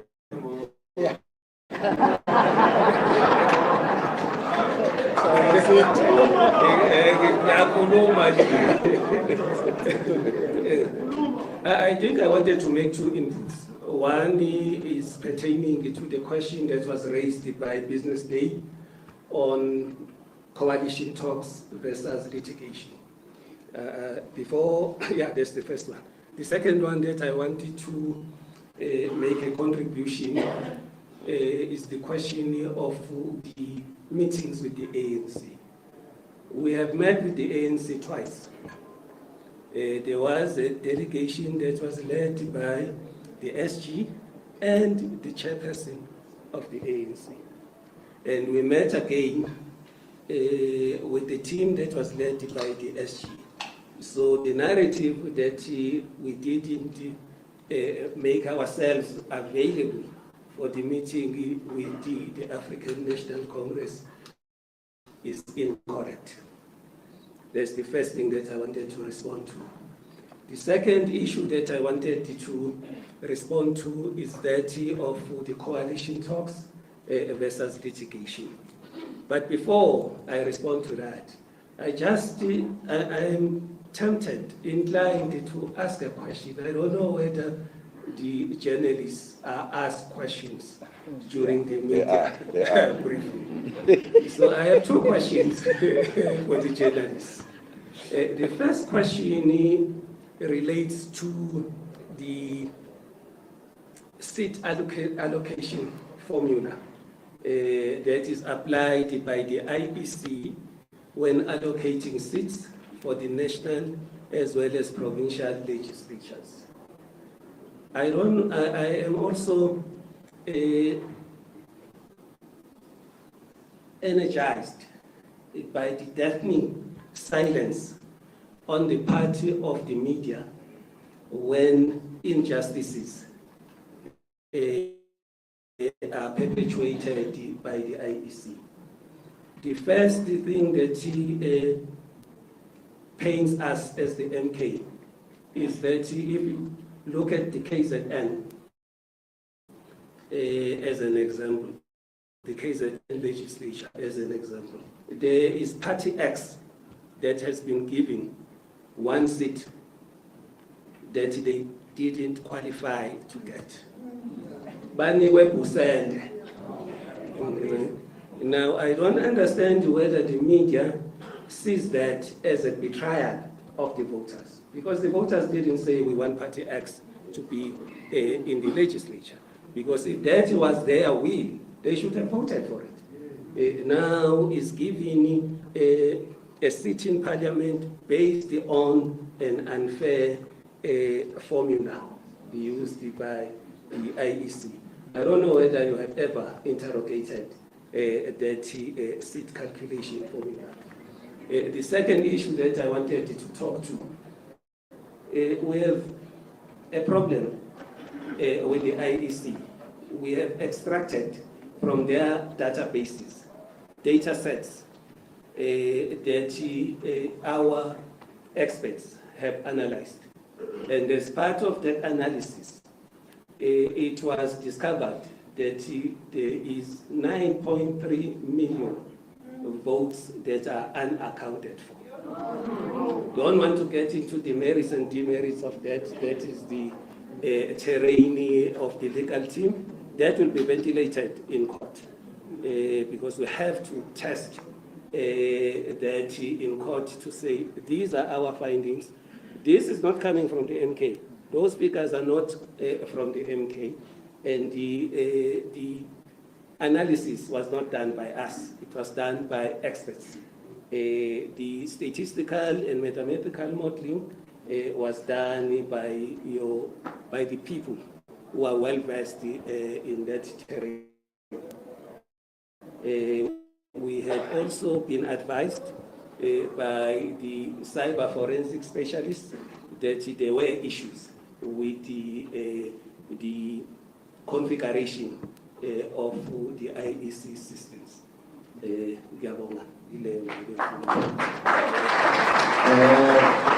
So I'll be taking the last part, but please, our colleagues from the media, just be very brief in your questions now because it's cut as a So this is the last round. Let me know what I see. One, number two. I think we have two hands now. Okay, thank you.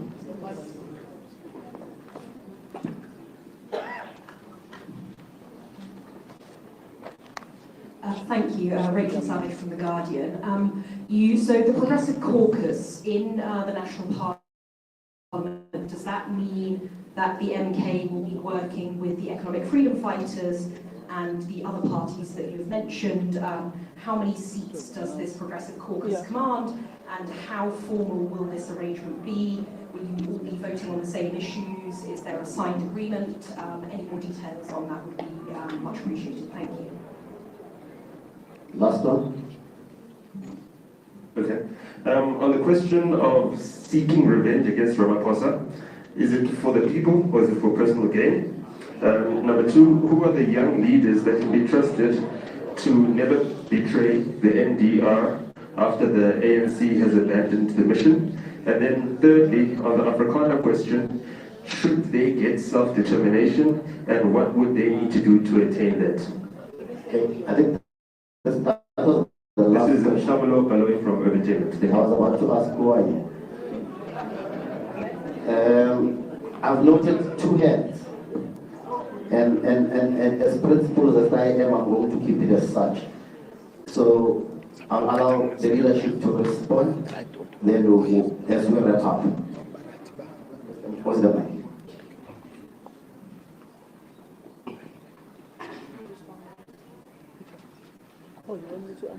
Yeah, respond to these two questions. Yeah. Did you capture? Yes. Yeah, I did. Thanks, Chair.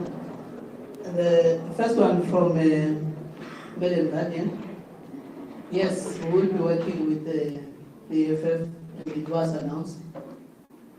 But it's not only the EFF. We have said in the President's statement that we have forged alliances or working relationship with all black progressive political parties. Specifically, we said those that are on the left. And we've maybe to take it further, we're clear that we will not work with the DA because they don't represent any element of progressive element that help to change the plight of a black child. It's not only the EFF, there are 109 others. 109 seats in Parliament that we are working with. Among them, EFF, UDM, ATM, PAC, Al-Jamaa, and. So that is number one. And we're hoping to cement this relationship and consolidate it inside and outside of Parliament. I think as part of the statement, you will note that we said with President, after he has met these parties, develop a program. We'll announce that program that seeks to consolidate our people to make sure that we capture the 6 million voters that we could not capture in these elections, even though we were robbed. So that is an ongoing work. Part of the team that is here in front are part of these political parties that we are working with. We further outline that we will be having what we call a patriotic front of all these progressive parties as part of our work going forward. The second one is what you call the abandonment of the National Democratic Revolution. Was that the question? I think we subscribe to the notion of the National Democratic Revolution. But we also are specific to say the motive forces of the revolution are blacks. And we are very clear in saying those people that are black are those that were disenfranchised by apartheid and colonialism. And therefore, as part of our work, we will consolidate. And we're clear in saying the ANC abandoned it. Hence, we have categorized the relationship between the ANC and the DA as a moonpeg shot, aimed at benefiting the leaders of the ANC, not necessarily poor South Africans that still look for a true liberation in terms of the financial and economic freedom. And therefore, we can clearly say the ANC has lost its title as a leader of progressive political parties until people within the ANC are able to stand up and lead the ANC of this world and elements that have sold the revolution to the white establishment, in particular the Stellenbosch. Thank you. Thank you very much. I think that there are two things that the President emphasized or spoke about. The objectivity of the media and of your reporting. We are also reminded of our not too distant apartheid colonialism memory. That indeed we are now reliving the trauma of apartheid. And the media ought to play a role in objectively reporting to the nation. But also to say, Happy Father's Day to the father of the nation.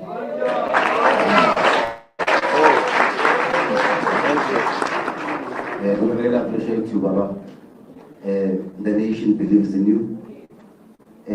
We'll just give the President his closing remarks. Then we'll wrap up.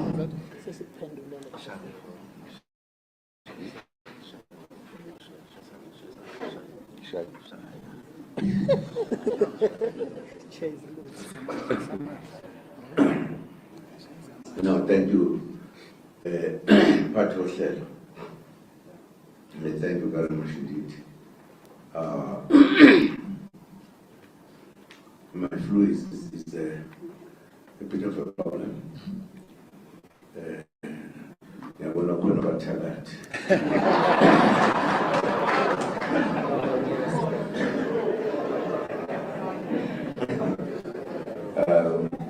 No, thank you for the opportunity. I had wanted to really ask the journalist questions. Mind you, some people stopped me and said it is not gentlemanly to do so because they are also lady journalists. No,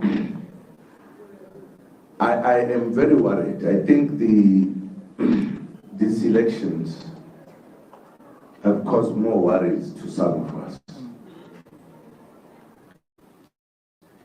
Because South Africa is a country that has a history that put many of us into serious issues when apartheid laws were the laws, even if we're doing the right thing. We were sentenced to prison, we had done everything. We fought to go over this. Then we got freedom. Even when we were discussing the point I was making earlier, that we're very careful that we should not act in the manner that will make us continue fighting. We wanted to finish fighting. Hence, the government of national unity, which worked. We were a country that came from, it was not just a country with a democracy. It was a country of apartheid. And I've never heard in other countries in the world that there was a country that ruled through a system called apartheid.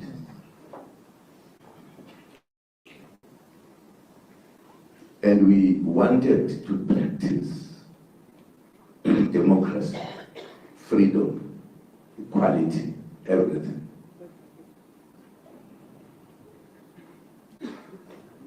Down the line, 30 years into our democracy, or into our freedom, I shouldn't say democracy, into our freedom, we reach a point where, for the first time, there is elections that have such problems for the first time, that it was not easy to hide things that people were doing in order to ensure that this party wins, that party does not, etc., etc.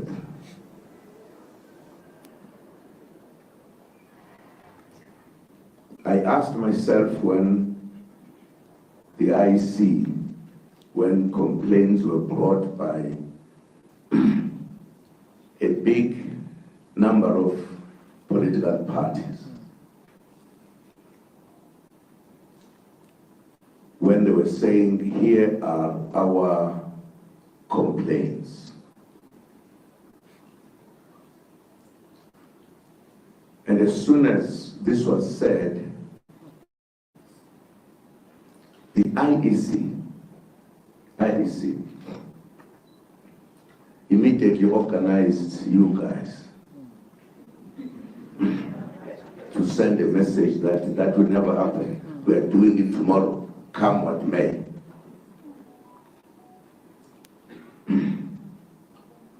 Is that democracy?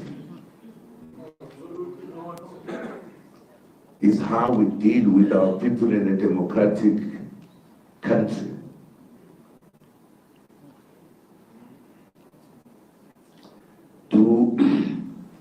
The IEC has a right to veto us as political parties who participated, who are not happy, who say the elections were not free and fair.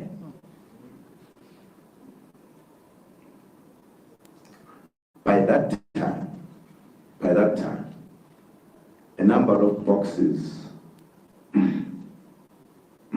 packed with the things we use when we vote. What we call them? Ballot papers. Many of them in many different areas. Many different areas.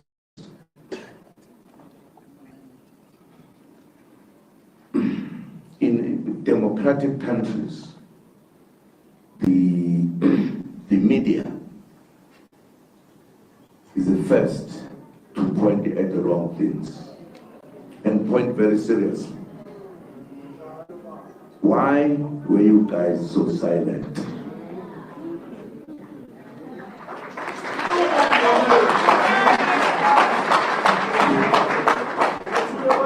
Because this looks like a very common thing. There are things that are in the media more than others. Others very serious are not in the media. For an example, when the IEC leader said, we are going on, when we had already asked them not to rush until we deal with what we call problems. Why were you so quiet, guys?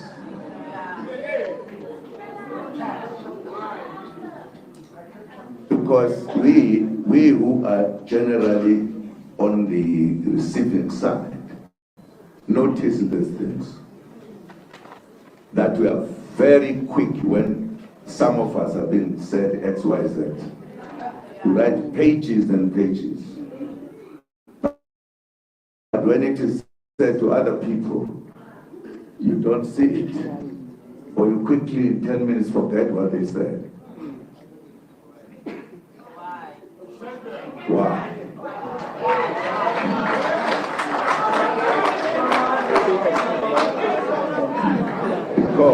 Because in some places, the media helps to ensure that democracy, no matter who, is respected, exercised. But in South Africa, it is the other way around. Some of us, even if you just coughed, it's a big story. That Zuma coughed in front of the people. Big news.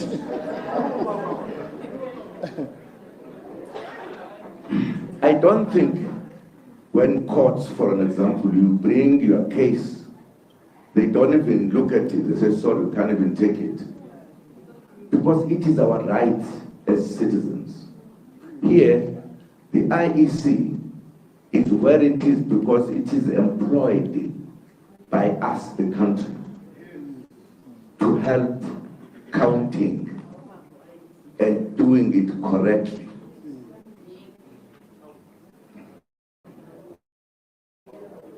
That's how it is. They are not our bosses to tell us what to do, what not to do. Theirs is to count our votes with the citizens. And if we believe there is something wrong, it is our right that we tell them, and they must act and solve that problem before they announce that this is it. And you can imagine this time around, I'm sure the word that is normally used, these elections were free and fair. I'm not sure whether they did say it. Today, at the media, what did he say? Did they see what was happening in the media? The stealing of boxes and all? Why did they keep quiet? Why? Now, I'm making this point because I want to tell you, we fought and got our democracy. There's no longer any democracy in South Africa. I am an example. I went into prison when I never committed any crime. I served in apartheid. At least the apartheid in their laws and constitution had committed crime, and I disagreed with them even there. And they sentenced me 10 years. Under democracy, I served 15 months, having committed no crime, having been in no court that dealt with me. If we don't notice that South Africa is moving back to what do you call it, by the way? What is another word of government? Dictatorship of those who have the money. Dictatorship. Are we ready to stand for this and just keep quiet, we who can write or talk to the newspapers, whatever? Now, where have you ever heard that such a big member of political parties, not one, not Umkhonto Sizwe that people don't like,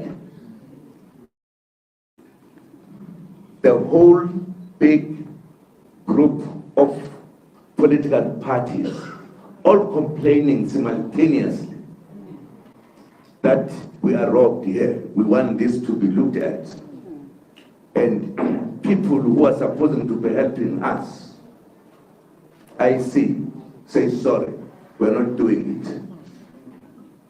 People who are supposed to be looking at the law and the respect of the law in the country, the judges are there making people to, what is it, go to fingerprint look. Take an oath. Take an oath. When they know that there are complaints, they are supposed to be looking after our democracy. Now, nobody, for an example, I'm not sure whether I've heard, maybe a time I don't read the newspapers, because who has raised the issue about the number of political parties who are not happy with the decision of the IEC? Who? Is that not a story to write?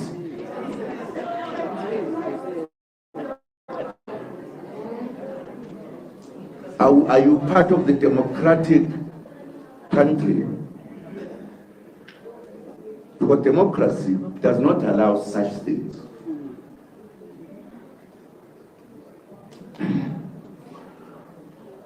I'm not asking you questions because you said we are not supposed to be asked questions. I don't know why. Because we are also human beings like us.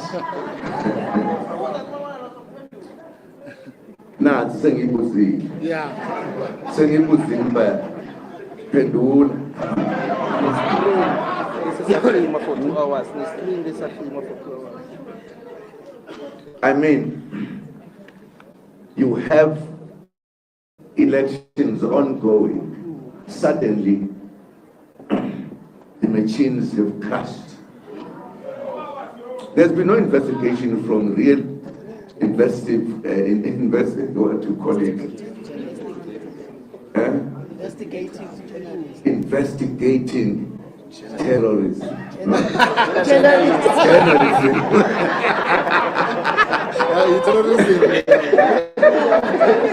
Because you guys, you terrorize us. You terrorize us. Other people don't terrorize. Now, I'm saying this because I want to put it into our mind. Be fair, deal with the issues with anyone on the equal basis. Very important.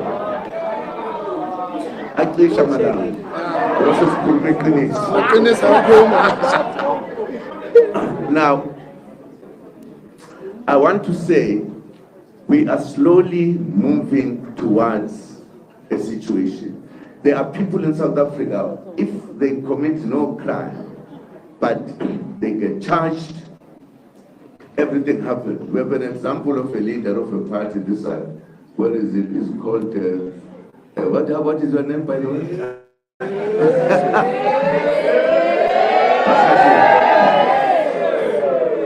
I'm saying this because we are here, and I thought I should not lose this opportunity. He was charged of not having looked after the people he was in charge of.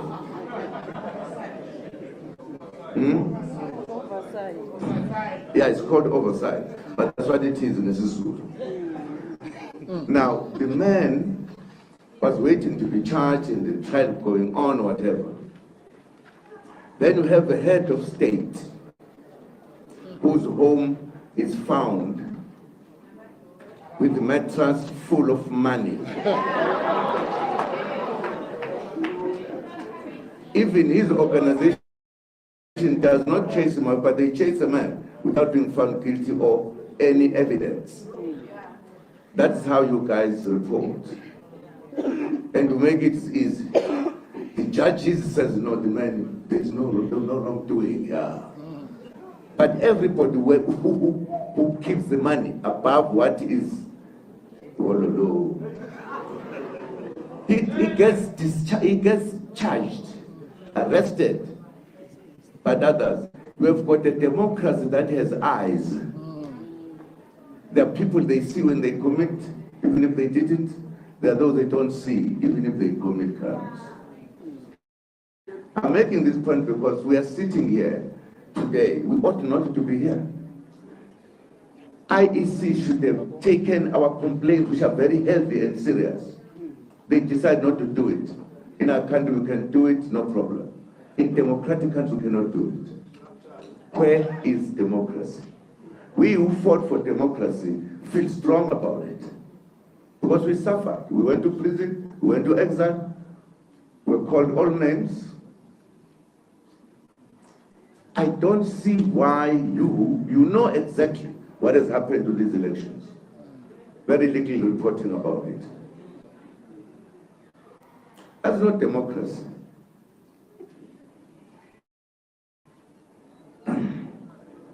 Democracy says no one must do something wrong and be left because of her positions or her money or whatever. That's not democracy. Now we've got it to go, and I want to tell you what our legal person was telling you this time around. You wanted to know this. The judges here who make judgments according to their thinking, not about what are the facts, they are likely to say this is all wrong. We are going to the international court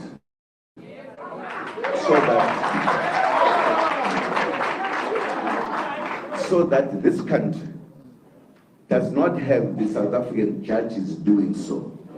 Judges who get angry and sentence you because they hate you. We are going to the judges that look at things, look at issues We are going there. It's fine that people are in government now, and I hope they did not commit anything wrong, because we are going to dig and dig and dig until the truth comes through.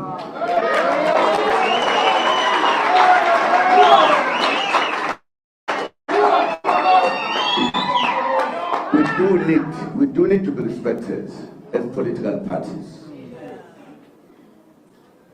You cannot, as a country, have so many political parties saying things did not go wrong. Things do not go wrong.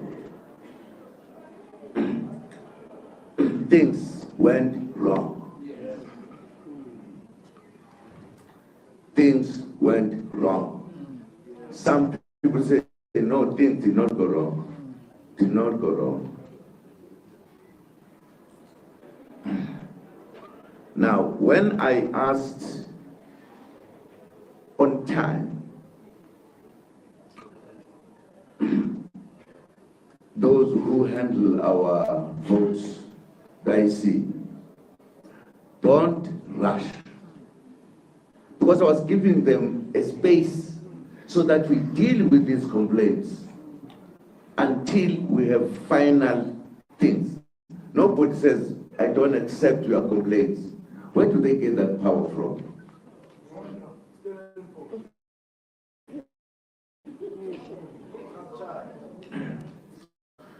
Now, if we have us here as political parties saying one thing, it's not even one party or two or three, the majority of the parties, and we are nothing. We are nothing, because and people who are being accused to do something, no, they're clean. I think we need to change, because when I said there, if you don't accept our proposal to you, you will be provoking people. You will be provoking people. I said so. Because no one who wants to be undermined by people who are supposed to be helping, where must they go? And somebody said Zuma is causing a problem. Not at all. Because people, even if you look at whatever else, democracy, protesting, doing everything around that is constitutional. Because if you provoke people, they're going to protest. They're going to do everything in seeing that things are done correctly. But many of you, or some of you, I shouldn't say many, some of you, so much is provoking violence. Is that violence to protest? Why do you run and say so much provoking problems which will lead to violence? I don't like this. You know, I was arrested and I voluntarily went into prison. And people decided to say this is wrong, and they were correct. Because I was being taken to prison when I had no case. And those who are in power, instead of dealing with the situation, they actually provoked it by sending the army of police to come and pick up one old man. The whole army from all over. And we didn't say anything. In fact, I was in prison, maybe I didn't read any article from those who are writing to say this is wrong. I think we should correct ourselves. If we want our democracy to be a real democracy, you must play your role as we play our role. I'm saying all of this because we are so many here. we are likely to get more criticisms than understanding what you are saying, because of reasons not known by anyone. I'm right as an old man to deal with it.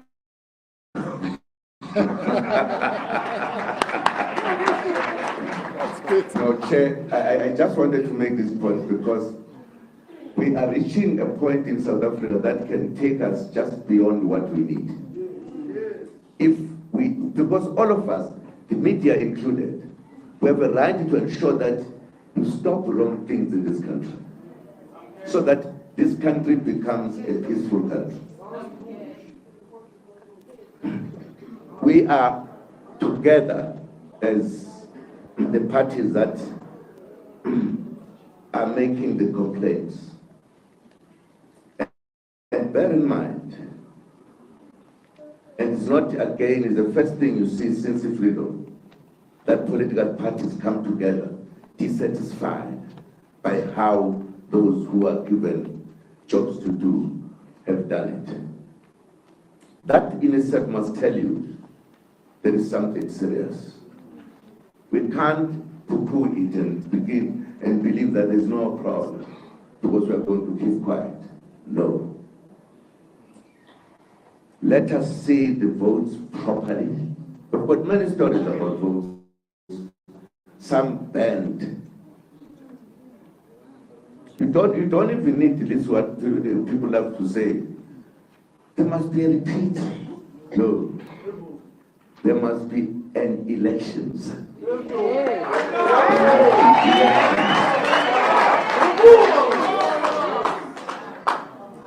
Not any other thing. No IC must dictate on us. They count us, they count our votes. They are paid for that out of our money.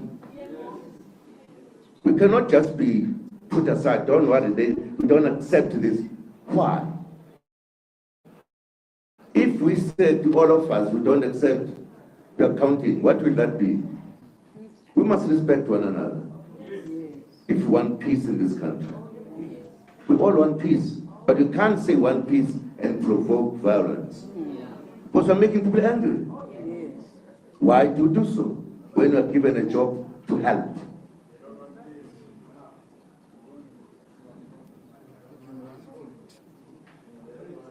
And you know, I must stop now because I'm going to say something serious. Thank you. Thank you.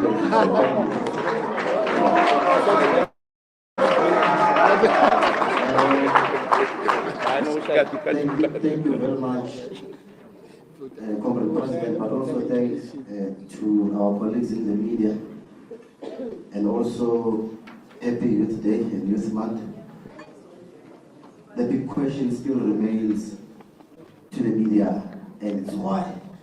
So I think you will find time during your lunches and teas to respond to that question. Thank you very much.